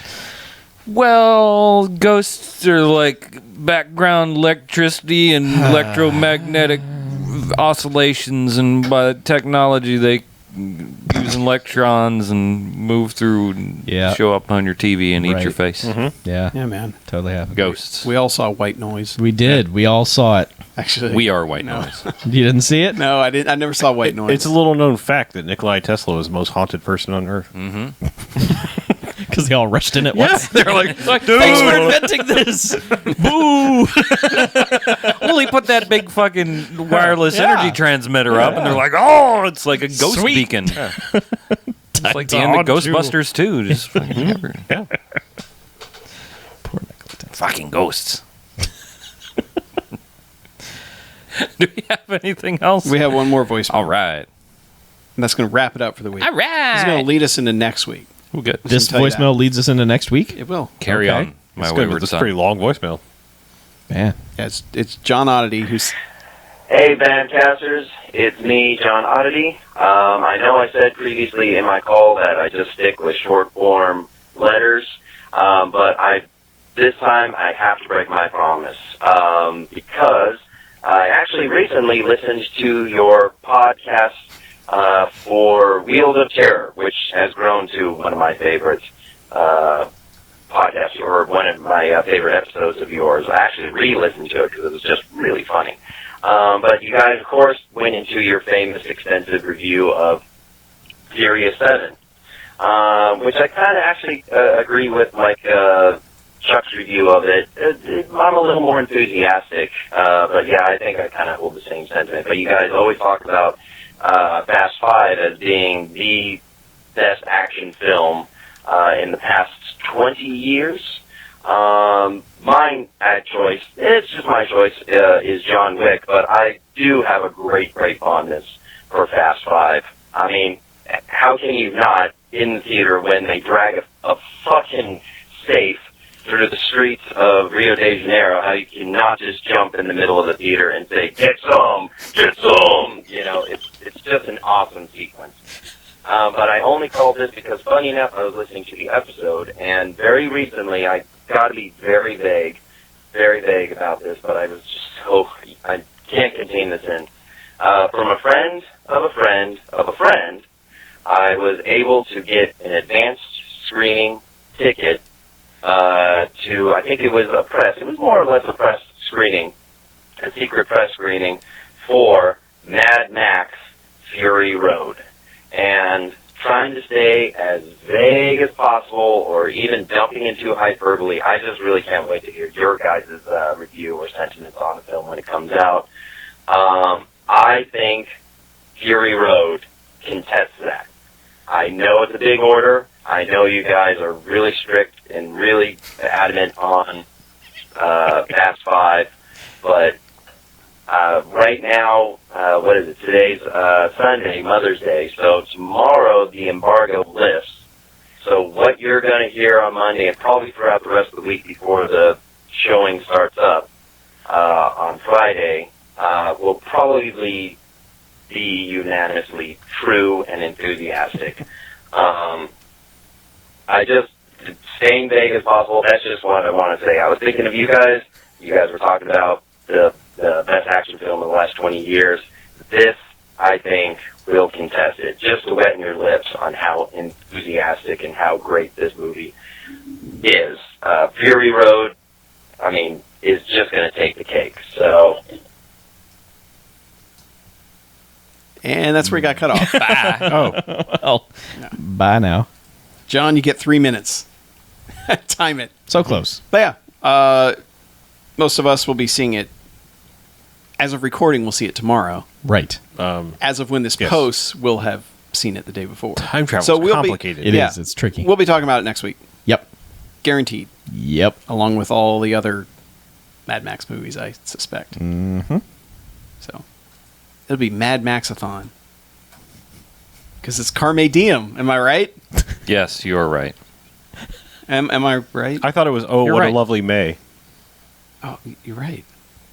Yeah. It's all of these things. Animation. No. May No. Liotta. It is not. Aw. So does that mean... Yeah. That's where we're caught up on voicemails and emails and all that Man. stuff. We did good. Good job catching up. Yay. Yeah, let's not take like 3 weeks off again. Eh. Let's just keep up with them, man. All right. Well, there need to stop being such big movies. Yeah. This is summer. true. It's summertime. But yeah, Dip into the mailbag more. but let's refill the mailbag. Okay. Why don't you tell people how they can do that? We'll just sit back and unwind. Okay. There are a few ways. You can email us, bmf@bmfcast.com. That is a popular way to contact us. If you pop on over to the website, which is bmfcast.com, you will see on the right-hand side a bunch of little buttons that lead to all of our social machinations, and you can contact us that way if you wish. You can also do a really awesome thing that several people did in the last few weeks, and that's give us a call on the Garfield phone, the BMFcast hotline, 910-5JOCKS-BMF, 910-556-9263. And you can leave us a voicemail there. And if you keep it under 3 minutes, you won't get cut off like John Oddity tonight. But if you keep it even shorter, you have a much higher likelihood of us actually being able to listen to it. Live and on the air. Yeah. Accurate. All right. Give to us phone calls and emails and such. This all sounds pretty good. Follow us on the tweeters. Let's get out of here, shall we? We shall. Please. I'm Harlow. I'm Mackie. I'm BJ. I'm Chuck. And this is Bamfcast out. Saratoga! Motherfuckers. I haven't said motherfuckers in a while. Saratoga, Blade. Come on, man. All right. I'm going to go ahead and let you yell at me now. Something fucked up with the card. We're going to have to go off the YouTube audio. There's an error on the... When did it error? I don't know. But then when I hit a button, it went back to 0. So I don't think it got anything. Okay. That's horrible. Well, we've got YouTube audio. Yeah. Good thing we've got YouTube audio. Just throwing that out there. Think something's up with that card? I don't know. I mean, that's why I've replaced these. I don't know. It seems like every once in a while when it formats fucked up, and then if I format it again, it seems like it's okay. Because I just replaced these 2 cards like one of the last times this happened. Are we still on the internet? Yeah, we're still on the We're internet. going to need an intro. Did we do an intro? We did it off the air. Oh yeah. So if you could just do it without playing the music. I will do it without playing the music, or he will do it. Without I was going to say, you don't have anything to do with it. Yeah, and Scott is letting us know that there was also a point where the internet fucked up and blanked out. You're just going to try to cut around it. Okay. I believe in you. I believe in you, Harvey Dent. All right. I'll make it happen. All I'll make this happen. After this guy makes it happen.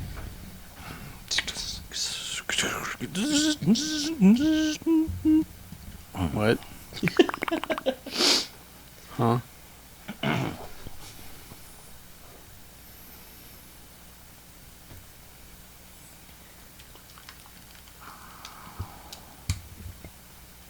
Really have to actually be quiet because it's you have to pull it from the YouTube audio. Just go. Just go.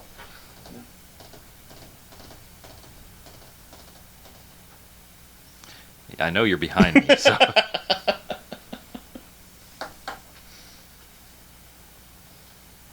I do this thing where sometimes I flail wildly and smack whatever's behind me when I do the intro. That's true.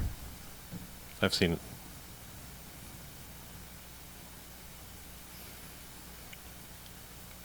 This week on the BMFcast, Saratoga, Blade.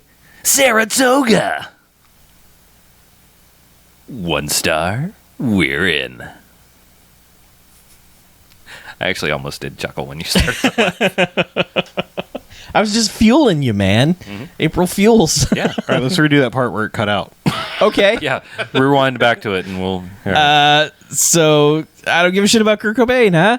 No, I was a lot earlier than that. Oh. Well, we don't care about him going to see the lady, and then she wet blankets him for a while. Oh, Yeah. Wet Blanket. It was somewhere around there, I think. That was really cool when Steve James punched a guy. Yeah, it was pretty awesome. Yeah, and then Red Brown said some stuff, and we laughed. Yeah, it was sad when Yeah. the band wasn't as cool on the turbo Nah, thing. he's a turbo boost. I don't know, just use that part. Okay. Just make that whole I'll just dub that right in.